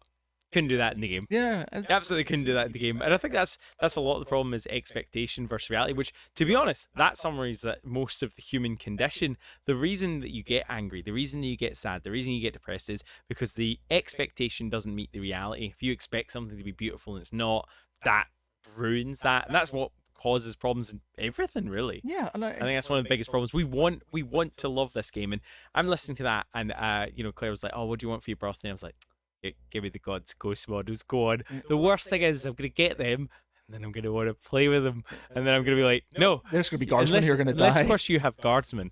If you have an army that I could borrow, I might play them. But I've got some. I've started converting. I started converting some. I sold my guard, most of my guard army, but I've got oh, you got those gorgeous Praetorians, I'm don't doing you? the Praetorians and stuff, which I've sort of converted. But I think at the end of the day, like I think you could always play against a friend, assuming they're a similar skill level to you. And I think you could do it with almost any faction if neither of you's been a dick. yeah, But I think tournaments. I think we'll have to agree to disagree on this one. I think you've chosen to support a company that is about making money, and it is unfair, but yeah. No, it's their I'm business again. I model. have no. I don't have a problem with a company being a company. They are their own beasts and Mm, stuff like that. It's just that they have a game that isn't very good. It's mm. okay. It could be better, and there's certain They're things choosing willfully not to do it, is they're what you're doing saying. it because it makes them more money a Mm, certain way, and they could have a really good game. Like so many good games out there with better mechanics, and they're still around and stuff. And it's just because they're so big and they can get away with it that they sort of kind of carry on the way they are. We accept it, and that's my problem. It's just like we just accept it as it is what it is, and we just carry on. And it's frustrating because as a child you're growing up, and you're sort of expecting things, and it doesn't pan out that way and stuff. And so were any of the additions in your head balanced? uh, Because you've got now so many different copies of your codex. Could you not make using all those rules a nice balanced spaceful this is codex? another thing. Balancing a game that big is hard. So Yeah. I'm not saying that it's an easy thing to do. Um, But I think it's always been, especially like, in the earlier editions and stuff. Like when we got the sort of sixth edition, seventh edition, it was so bloated. There was so much in there that it was like, you were Do you know spending what? more Do you time know what the reading funny thing is rules. though? In a way, it was also easier to play because there wasn't any of this crazy synergy stuff that there is now. These doctrine rules Yeah. and these like army wide specials. My friend Chris and I, yes, Chris, I know you listen. I'm talking about you. My friend Chris and I, we always argue about this because he always says that Warhammer Fantasy was more complicated than Age of Sigmar, which is bullshit because Age of Sigmar now has these rules where, oh, if your army's like this, and you have to do so much planning before the battle. Fantasy, you chose your faction, it had a overarching special rule, and then individual units had the rules. Like it's a lot more similar to the Game of Thrones, The Song of Ice and Fire, and once you were on the tabletop, I could tell you what each of your units did. Whereas Yeah, this, there's a it's like, lot. oh, if you're within 6 inches of this, it I does think they're this, and then trying to do it oh, to force people. Like I understand they're doing it to try and force people to have single army, because it used to, like back in sort of start of eighth edition, another, you had soup armies where they were literally just picking and yeah. choosing what was best from each thing and having them because they could ally together. You had sort of like these soup armies that And were do you overpowered. dislike that because it exemplifies the existing issue of well, you need these units, so Yeah, you would hate it even more, yeah, sort of exactly. thing. So whereas now it's like mono armies, sort of like where you've literally got they're saying, well, if you have a full army like this, you get more benefits and stuff like that. So I like that. I like that they've done that. I like that they have certain things where they're like restricting certain overpowered things, but there's still this power creep, and there's still the fact that they've got a rule system that is inherently broken because it's all army moves one, shoots, all army, or now second turn's a big thing, so everybody hides behind a building hoping they don't get shot off the board, and it shouldn't be like that. That's not how war works. You're shooting and stuffing at the same time. Like I said, they've got in Apocalypse, it's like you put markers, like it's like in the old Epic and stuff, you put markers down, everybody shoots and moves and stuff, and then you take the damage off afterwards, so you've had a chance, stuff like that. It's quite a simple thing. You can still have the same sort of rule, but there's small things like that that would make the game better and maybe make it less sort of just toxic mess that it is Hmm. sometimes and stuff. And it's like I don't hate the game. I feel like I've just been moaning about it all the time. I don't hate it.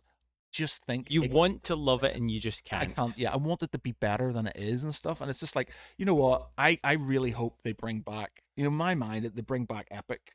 because they've got the Titans Yeah. and part of me with the new video they brought out for the Horus Heresy, it was focusing on Titans and other things a lot. I'm kind of hoping they bring out a mass combat version of the Horus Heresy where you've got Titans, you got flyers, because they've got the Titans, they've got the flyers, they just need infantry and tanks, and then we're golden. I would love that, because that's in my mind how a game is, and because they're small units and things like that, things getting blown up straight away isn't as big an issue. But when you're spending a lot of money Yeah. on units that you've painstakingly. I mean, it's like Apocalypse. In Apocalypse, your units aren't removed until they're removed.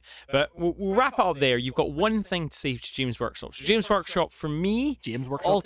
James Workshop. You know James Workshop. James Workshop. James Workshop. If you could do one thing, it would be the alternating activations for two reasons. One, it feels more balanced, and two, I don't sit there for 45 fucking minutes between turns. Alternating activations. So what's your one thing? Yeah, what's your one that ask? That would be me. Same one? Yeah, same one. Alternate Right, activations. there we go. We finally got a level ground. Fantastic. So next up we have hobby happenings. So I guess one of the biggest things in news would be, of course, the new releases, the whole slew of new releases from Games Workshop. What was your favorite? Mine was definitely for the Necromunda. Did you see the Ashway Skies? Yeah, they're pretty cool. Oh, they're so cool. I'm not sure about the big fleas though. Yeah, I was a bit meh about them. some pretty nice models. I'm just loving the fact, the Horus Heresy stuff. They've got a new edition coming out, so it'll be interesting because it's Horus Heresy's based on 7th edition rules and stuff. So it'll be interesting what they do with that. They're bringing in a new plastic box set. They're going to be a lot of it's going to be plastic. It looks like the Firstborn Marines, the biggies and stuff like that, are going to be slightly bigger. Yeah. But yeah, I'm going to be interested in it. More the fact that I just saw the video and I saw all the Titan, why would you have a video that sort of shows off loads of Titans and things like that, which you're not going to have in a 28 mil game, are you? No. That to me says that there's portents for potentially something going on later on. I appreciate Adeptus Titanicus and Aeronautica and stuff are a thing, but they could put that all together and we could have a new version of Epic, and I would be happy. One of the board games, and all this reminds me of, I don't know if you ever played it, was one where it was similar to that. You had your Titans, you had your flyers, you had your inventory. I'm sure it was a Fantasy Flight game, and it was so annoying because they were planning all these releases and then they cut them. I'm surprised you don't have it, to be honest. What's it called? A 40k game? Yeah, it was a 40k it was game. called Forbidden Stars. That was it. Yeah, Forbidden Stars. Do you not have it? I do. Oh, you do have it? Yeah. Ah, yes. But yeah, that was one that we got cut off. But that was when they decided to depart from Fantasy Flight, wasn't it? Yeah, well, I think at that time, Games Workshop had given up on making board games and decided they were only going to sort of do their miniatures game, and then Fantasy Flight came on and made some really good sort of games, card games, board games. They showed that there was money. They showed that they could do it, and the Games Workshop went, whoa, okay, well, maybe we should do that. Why they never brought back, because with X-Wing being quite a big thing, though everybody's kicking off about X-Wing at the minute and stuff. Are they? Have you not heard about that? No. They brought in sort of some new rules, which literally, basically people are after. There's a new edition, and they've brought in some new sort of kind of rules. And it changes everything, so everybody has to sort of get new upgrades and stuff like that. And it's just when they brought out 2nd edition, it was a similar idea. It was such a huge overhaul. I didn't get the upgrades and stuff. I was like, you know what, I don't play it enough to sort of bother, so I didn't. It was one of those things. Did you find that it was so well, maybe it's because we didn't play tournaments, but did you find it was so unbalanced at tournaments? Not really and stuff. But that thing, I didn't play it loads. I did attack ring a lot, and I've never. Oh God, I'm going to say another cancel thing that people are going to hate me for, but I've never been a massive Star Wars fan. Like it doesn't do it for me. Get out. I would say my favorite things from Star Wars are the Han Solo movie, The Mandalorian, Boba Fett. I really liked Rebel 1. Yeah. Ghost Rebel movie. Ghost Rebel. Rebel. Rogue One. Rogue One. The best Star Wars film, Sam. I loved it. I don't know if you've been sarcastic, because I thought it was one of my favorite. It is my favorite Star Wars film. And it's weird because and don't get me wrong, I was excited as anyone when Darth Vader, spoiler, walks out in that movie, and I've watched that movie way more than I've ever watched the original 3, just because I was like, this is good. It's more real. It's a good war film, that and stuff. Yeah, but it's Whereas the Armada game, I love still can't believe Armada. we haven't played. Have we played that yet? No, I haven't. But the thing is, Absolutely love Armada, it. if they brought out, they brought out Star Wars Legions, so it's like the 28 Yeah, mils. yeah, yeah. If they brought out, and like I've said this numerous times, if they brought out an Armada version of that with like AT-ATs and sort of like small bases of infantry, and the thing is, there is a version of it, Mm. a community-based version on it, and that they do sort of kind of 6 mil things, and they've got what you can do with 3D printers these days, and they've literally got clone armies, and they've got sort of like rebel armies and stuff like that, all on sort of 6 mil bases, but they've got like AT-ATs and big vehicles and things like that. So I would throw all my money at that, because Yeah. that's how in my mind these things should sort of go. It's And that's funny not, because you're sort of growing that because you got your Napoleonics. Have you managed to build any more of the I haven't built Napoleons? any more, but I've got most. The British Army is nearly all assembled, pretty much. How many models is that? Got thousands, man. There's like, Thousands. this bear, man. There's each base now. Granted, technically each one is a unit, but you get 10 guys on each base. So you get 20. Nice. Sorry, you get 20 guys on each base. Yep. Um, You have at least 100 bases. and I've got like there's thousands of them. I reckon Wow. I could in theory recreate the Battle of Waterloo man for man. You said I think you said you were buying some Highlanders. Yeah, Have they arrived haven't. They yet? come out in April. They come out. In April. Oh, right. Yeah, they're So, sort of pre-order boo. and stuff. So Highlanders and some skirmishers, they're actually in skirmish order instead of on flat bases and stuff. One of the things that you were really looking forward to that was scale. Yeah. Which, speaking of scale, that's a funny little thing that we both saw on Kickstarter at the moment. It's called something like Onus. I want to say it's called like that. And it's quite funny because I was looking on the old Facebook and an ad came up and it was one of these ads for like a Facebook group page whose literally its whole business model is advertise other people's Kickstarters. You know, I kind of have a love-hate relationship with them. I get mad, but I click on the link. But I clicked on it because I saw the advert, and basically what it is you have Onus with an exclamation mark. Trainus, Roman Empire. ONUS exclamation mark. Yeah. Oh, yeah. Yes. Oh, is this what you get in it? Oh, Yeah, and what you get is basically it's a miniature game without the miniatures. The cards. I just thought it was the funniest thing ever. It's exactly what I was talking about when I was talking about that 4D game and stuff, where you have the option to sort of have the scale option and stuff. It looks awesome. So with it, the individual card can represent different things. It can represent like a single person. It can represent a unit, and then you can combine the cards. If I put two of them next to it, suddenly they're a cohort. If I put several next to them, suddenly they're a phalanx. Yeah. And so the scale of the game is just limited by the size of your table, basically. Yeah. It looks absolutely crazy. And I saw it, and you know, if you've watched our previous videos or listened to our previous podcast, you'll have heard how much I absolutely love scale. So the second I started reading about it, I'm tired. It's like 4 a.m. And I go immediately, I'm going to go and message Matt. And he messaged me back a couple of hours later. Already got it. Like I literally I'm restricting my Kickstarters, but I saw that and was I can't not get I know. it. I saw it and I was like, it's just like exactly. It's like everything I kind of wanted in a game. If I was to make a game, this is kind of what it would sort of start off with. And but that again, you've got similar rules for both armies. What makes them different is they have army-wide special rules, and then they have their general, which changes the rules. Yeah. So I think that could be balanced, because if we've both got heavy troopers and heavy troopers effectively have the same rules, I think that's a better way of doing games, personally. Yeah. I think you said that in Axis and Allies, a tank is a tank, but I bet you there's special rules that make your tank different to their tank. And that's all I really need, because it's much easier to balance it, especially if I can go, well, that's a tank, so its basic rules are going to be this. I think it's easier. Maybe as I'm old and I can't be bothered with the rules anymore, but that's I'm looking forward to that. It's not going to come in for ages and stuff, but you know. And have you gone all in the €150? Yeah. So I've got the dice tower and all that. And the question is, I mean, you've got 2 out of the 3 mats. It'd be insane not to spend the extra €20 to get the third mat. Oh, I didn't actually go for the third mat, I don't think. Yeah, it's an add-on. The all-in includes 2 of them. Oh, all right, didn't go and for the so third you mat. have to choose. So I'm guessing just do it. I mean, like, for that cost. I mean, the cost of the mats is actually not bad for neoprene mats. Yeah. It's actually not a bad price, and they come in 2 slices. Okay. The problem is with them coming in 2 slices, I immediately go, should I get 2 sets of them so I can get an even bigger table? Yeah. That looks like a lot of fun. Like, the ability to have hundreds of And it units looks on like the a table. game you can maybe break out in a pub or something like that, because it's not, you could sort of, it's not huge. You can sort of, like, if you think about it, look at I mean, if you play it with like one unit, maybe. I mean, it's no, look at they're proper playing cards. They are they playing? yeah, Well, they're yeah, playing so card side. they're like this. So, like, if there was a table, you could still have a, like, you know, smallish sort of kind of I head mean, on what battle.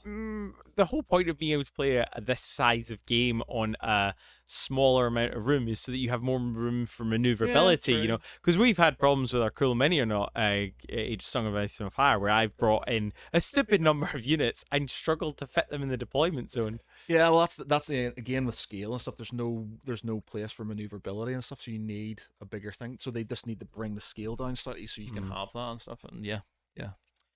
Only other thing I have really to mention is Maniac. Well done in your Kickstarter. I mentioned it last time. I backed it because I was so glad he brought out 32 millimeters models because he was selling 75, and I don't have the. I love painting models, but I don't have the inclination to do what you've done and collect ones because it just feels like it's going to be a backlog. But 32 millimeter models, I can do that, and I'm glad to support it. Guess how much it raised? How much? 300,000. Wow. Okay. Very respectable. So that's for the little miniatures and the brush box. I got some new miniatures actually. Ooh. I'll go and get them. Urun, which is like a dungeon crawler, came out in Kickstarter. Looks I mean, that artwork's really cool. Yeah. And it looks good. Solo and co-op players play the adventures. So again, I'm You've obviously a kind bit of got iffy. Kickstarter regret. Is that Yeah, what so you're I'm saying? just like, I don't know. Well, I'm gonna have a go, but it looks pretty cool. So that's currently something that's come in, and And is that app led? um Voice piloted application. oh yeah, I forgot about that. Yeah, it does. This is before I was sort of having my ifs, ands, and buts about sort of kind of app based. Jeez, you made that move and that look so easy. That is heavy. Whoa, that has a lot of components in it. And then I got these new. Why is it so hot? Did it come off of the radiator? I don't know. Weird. So talking about Ooh. um Have these just arrived? yeah, they've been. So talking about Sorry, are they a Kickstarter? this was a Kickstarter. Because then they're not late. Oh yeah, they're not. Anyone that backs a Kickstarter and thinks it will arrive when they say it Sam. arrives, Sam. you bought two. No, I've got two. Why did you buy two? I think they've just given me another one. I have a feeling. Have you got something missing? That's just If you could look at Matt's face on the audio one, what you would see is confusion. This man has no idea what he bought. He has no clue whatsoever. No, I you had the option basically because these things were bought so long ago that I didn't sort of obviously. I think there was What's the Kickstarter called? Ultimate Thule, but I've got two Aramans. But Sam, do you know what that makes an interesting? It does. That makes an interesting sort of challenge, doesn't it? Yeah. Oh, 'Cause we have- would it be paint it however you like, or would it be paint it as the box No, art? paint it however you like. That We've would got be cool. we've got two of the exact same models that way, then, don't we? I mean, yeah. So I'm. Oh, did you not get the big guy on the tiger? That's Um, awesome. Which one was it? So I got Minerva. She's cool. She's like a Valkyrie. Yeah, I got That's nice. Minerva. I got Tisiphon. Oh, I'm looking at the wrong one. I was looking at Hilda. Tisiphon. I've got Hilda, I think. Oh, Yeah, Hilda's I've nice. got Hilda as well. Hilda's the sort of the Valkyrie. Yeah. And then we've got Tisiphon's like the Roman legionnaire. Then I've got Ara. Siphon, I remember this. Sergio Calvori painted this model and did an amazing Yeah. job on it. Then you've got Araman, who's sort of this guy. Then you've got Chrome. Who is definitely not. I mean, I feel sorry because like Conan sort of dominated it so much that it's You now got- the model of everyone. Oh yeah, that's what. Is it Sergio? Sorry, Angel Heraldez. That's what he did. yeah. Oh, such a nice job. And then Chimera as well. I messaged him about that to buy it, and he'd already sold it. Oh. Oh, you didn't get Afia. I was looking at it, but It the was thing just a is, bit expensive. yeah, and I don't know why I've got another one of these. I don't know why I've got another one of these Ironman, to be You may need to honest. check your invoice. Yeah, I might have to check and stuff why I've got two Ironmans and stuff. But as it is, man, we can. I'm not too fussed. I've got too many models. So what we'll do is, at one point in time, we then therefore have the same model that we can both paint. So I can't wiggle out of it. I Well, the can't. thing is, I'm also giving you a free model, so Oh, well, I'll paint it and give it back to you if yeah, that's no, the but case. because I'm gonna have my own. Well, you so- might need to send it back Yeah. depending on if you should have got a different model. Well, I'm not sure. Do you know what? I'll have a look at my my thing, but So I guess we're on the section of what we did in the hobby then, and yours was spend money. I didn't see this one. What was this one? Elan. Oh yeah, I think Miniac maybe did a thing about these as well. Ultimate Full. So See, to me, that's it's not a pin-up, but it's like a tasteful way of doing a strong woman. That model. yeah. What's her name? So Can I've you- got Elan. I should have Tisiphone. Yep. So we got Tisiphone. I should have Araman. Yep. Araman. I should have Hilda. But Hilda. Finnegas. I don't have her. And this is the little lady? No. No. I've got two I've sent you the wrong Aramans. one. I don't have Fingus. That's Need what to we're give them a missing. message. Yeah. Yeah. So that's what we're missing. I've got two Aram and includes Fingus, Araman, Tisiphone. I don't have. Oh, it's like a weird. That's a cool model to have Yeah. lost out on. Yeah. So I've got two Aramons and I don't have Finnegas. So I'll have to say to them.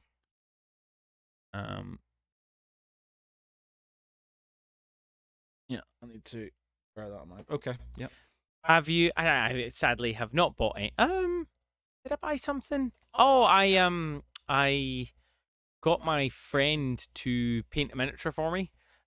He does some really nice work. This is the one I was planning on bringing to show you, but I accidentally dropped antifreeze on it. What? So I can show you what the model looked like before I dropped antifreeze on it. He is called Burning Brush Miniatures, and it's for Arena Rex, the gladiator one. So it's a guy on a fancy horse. Okay. I absolutely love the Arena Rex models. So Yes. I get him to paint the models for me. Fruition. I don't know. Yes. I can't remember. There's the different types. You've got the different types of gladiators and stuff, and they've all I got don't believe they they've all normally got- run around in horses in a normal game. Yeah. But he's called Wayne and Dijkstra. And unfortunately, you didn't get a chance to do your miniature. I mean, you could still show it if you like. No, it's all there and stuff. I did no sort of no work. Because I've been away both weekends, I did enough to. Oh, I should have brought my oil painted one. Did you see the one I did on Instagram, the oil painted with bust? Yeah. Which is pretty fun. Like, I've never used oil paints. I did zero research and I managed to do that, and I was pretty happy with 2 hours work. What it was. So I've done that, and I've done a lot of prep work for my next video, which is going to be about making polystyrene into terrain. But I've not had a chance to do a huge amount of painting on a night. Well, apart from this, which is really annoying because I didn't want to put pictures up because you were spying on mine last time. You weren't spying; it was coming up on your Instagram. So I was like, I'm going to do it sneakily. But because I was spending all my time doing this, it meant that I didn't have any pictures to post on Instagram. So my hobby streak has been broken. So be prepared to see like 4 pictures of this bad boy representing several Wow. different days. Very nice. So I went full ball sack on this, as and John would say. I've even got little bits of terrain to go inside of it. Is that what? So what's this? Who made who made this? It's Wonder Emporium printed it using an. Oh, I always forget it. It's not resin. What's the other one called? The filament one. Oh yeah. FDNA. I don't know. It's basically a filament printer. And it's really nice. I think it's Beautiful. it's man. gorgeous, Yeah. and it comes apart. My plan is to magnetize it. Yeah. But I also did. This is Mantic's crate, terrain crate. So I got a whole bunch of little barrels to do with it. I was painting them this morning, like literally going to get it done. But there's streaking grime on that. There's weathering powder on that. There's snow It stuff looks on really it. nice. Can you see the blood on it as well? Yes. But if you look underneath, it's dripped down below. So what I was gonna do, but I ran out of time, was have. So if you look on the bottom shelf, there's like a pool, and then you Oh, can see right, where it's okay. dragged. So what I was gonna do is, but I just ran out of time. I couldn't finish it. Was you see, I found this broken werewolf model and this like town guard. So you see, I've put the blood on the sword, and then I've chopped his arm off, and then there's the little arm. Oh, brilliant. So I was gonna put it like just lying in there. Right, yeah. Yeah, cool, man. That's awesome. Yeah, really nice. Good job. You win. well, we'll have to do a different one then, or I can do another terrain one. I don't mind. Depends if you can I just don't find want the to. motivation. I don't want to do terrain. Terrain gives me But the. even painting it, like, It's very. I don't mind doing it now and again when I got the inclination, but it's not something that gives me much joy. which is funny because you probably see your terrain more than your models because Yeah. you switch it out more and. It's like when you said about it last time, I was just like, oh, I'm dreading this. I knew I wasn't going to have a lot of motivation. I started like I don't mind making stuff, but terrain for me has no real.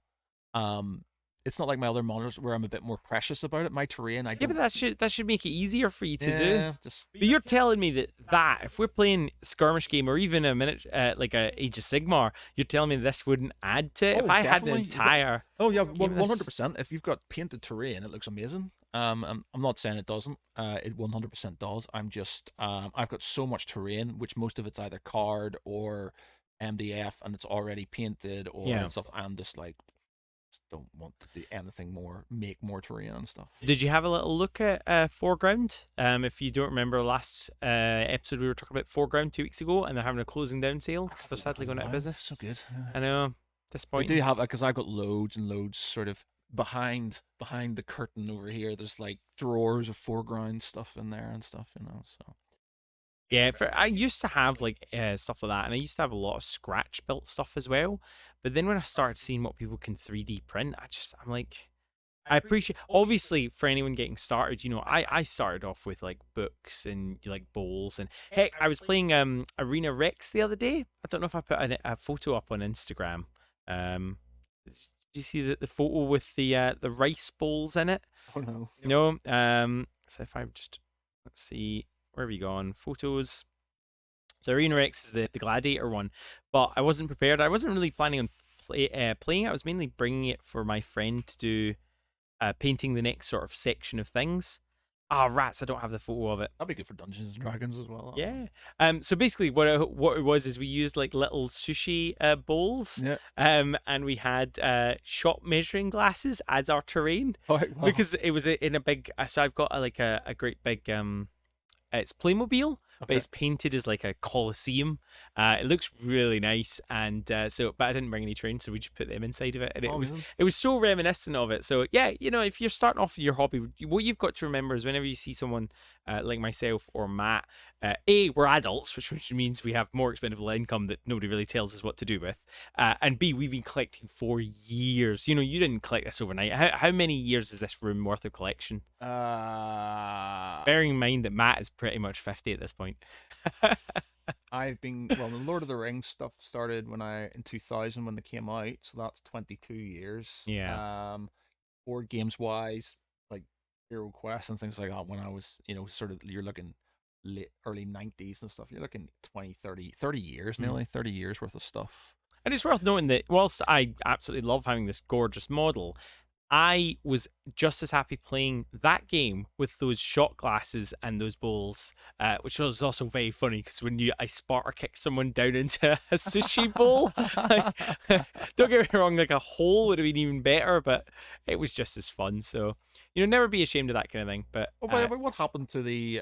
Did we get any votes on our? Did we get any votes on our thing? Oh really? Oh, so we're gonna bring that up, are we? Okay, fine. No, we did get votes. Not as many as I'd hoped. I posted it on the heavy metal thing. I also posted it on my own channel as well, but sadly didn't get as many as I'd hoped. Well, I certainly didn't get as many as I'd hoped for me, because let's see if I can open up. So I haven't. I've been getting pings, but I haven't been checking. Now I am prepared. Because I don't think that yours was 19. You put in way more effort, but let's find out. So hobby hoarders. I go in there. Not that I care, Sam. I'm just interested because because I don't saw know. I saw it wasn't getting much interest and nobody was sort of kind of liking it, so I was like, nobody's going to have voted on this. I can't. It doesn't tell me as a percentage. But as a pie chart, the blues you. It is a you can't you can't see that you don't need a bigger version. It is it's not solid blue. There is one tiny slither of a vote for me, and that wasn't me. I didn't vote for myself. I don't do that kind of shenanigans. No, you absolutely kicked my ass on that one. So well done, Matt. You won the bus one. I think you deserved it. To be fair, you definitely deserved it. Well, you definitely deserve it. Well, this one. To be honest, even if what I had, man, I don't think it would have come up because it would have just been. But I properly was trying. Yeah, so if you'd beaten me there, I don't know what I would have done. No, I don't think because mine, you know, it was just a sort of I'd used my old knight and I'd sort of kind of stuck. I don't think it would have. But that's lovely. Yeah. It's also one of those things. It's also, you know, it's a little bit cheating. You homemade your building. I obviously got a 3D printed one, just because I just ran out of time for the making one. That was my intention. That still took me. 6 to 12 hours. I wasn't really paying that much attention, but it was at least several evenings. So obviously, hopefully, I'll be able to do something. So what's the next challenge then? Do we? Obviously, right? Because I'm going to ask them, if they're going to send me the one I missed. If they let me keep this. Well, I think maybe that should be the one afterwards. Okay. Because I think for that one, that's such a nice model. I think that would be the full whammy. I think I would try my absolute darndest on that. It is a nice model, just because that's an actual display piece. Yeah. You know, and I think it is different. You know, even painting that dragon, you're not going to do it to that level. Also, because it's just hard. So, what do we want to do? So we've got, obviously, you could do fantasy single miniature, sci-fi single miniature. You could do squad. You could do, I don't know if you've got like a Blood Bowl. Yes, you do have Blood Bowl teams. We could do like a football team. We could do a large gaming piece, so like a bigger model. We could do like a hero character. We could do like a massive model. What have you got? Actually, you know what? I have a miniature for anything you can possibly think of. I kind of feel like, because it might do with airbrush, I want to get this painted. I mean, it's been on screen every single episode we've ever done. I kind of want to get it painted. But so, you're not going to feel overwhelmed tackling that? I know you're in do you know what? spot at the moment. Something bigger would probably, because I can airbrush that. I can use my airbrush and not feel as bad about it. My airbrush is broken, so I'm going to have to do mine by dry brush. Yeah. So mine's being or maybe oil paints. So thing is, like, if you do like a Blood Bowl team, I'm going to get frustrated because I'm going to have lots of different things. That's one model, and I can just sort of, I'm not having the faff around. If that's what you think will get you going, then that is there. I mean, you've so many models around this room, but you know, if that's what you want to do, I'm cool with that.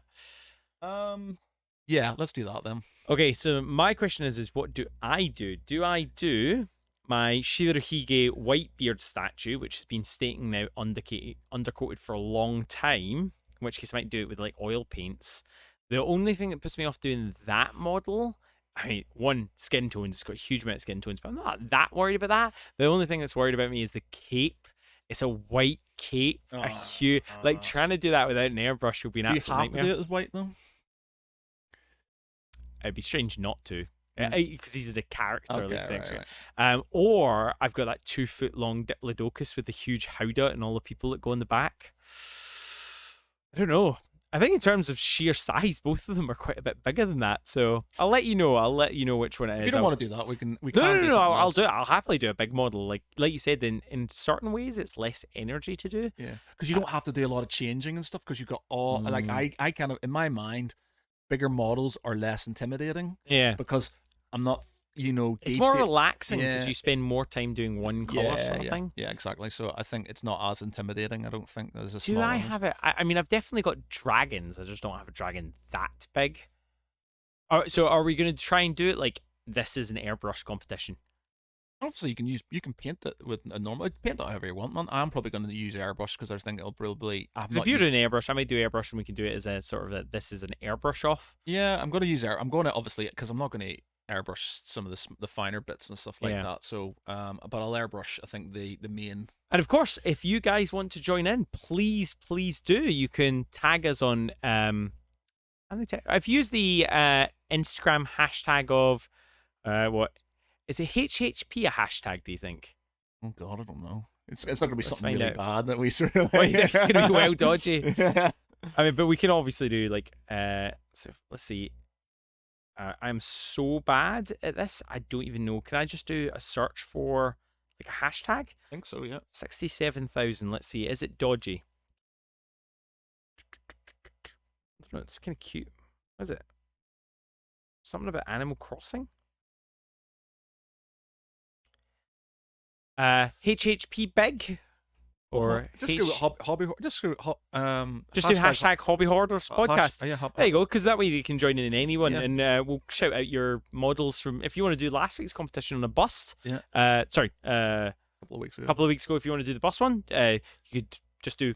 Yeah, just hashtag Hobby Hoarders podcast and we'll find it. I don't think we have an Instagram yet. We might need to get one actually. Like once we've got a couple of these pictures, we might just do one. But for now, we're just using the hashtag Hobby Hoarders podcast, and you'll find a couple of pictures by us. Yeah. So finally, that'll probably be painted then. So. I mean, does that mean I need to bring mine, and mine will be the other side of it? Well, you can bring it in. Maybe as time goes on, these things will get bigger and sort of things will go more painted. Yeah.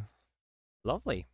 Thank you very much for listening to this episode of the Hobby Hoarders podcast. If you've enjoyed us, do feel free to give us a follow on whatever podcast system you're listening to, or follow on YouTube. Share us with your friends.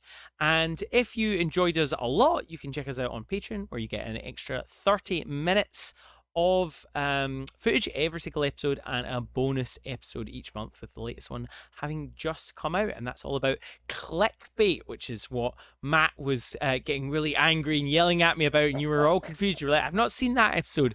Well, my friends, this was all cunningly planned. No, it wasn't, in retrospect. So if you enjoyed that, do check it out. Otherwise, keep on doing what you're doing. We really need a slogan. Yeah. Goodbye. Bye.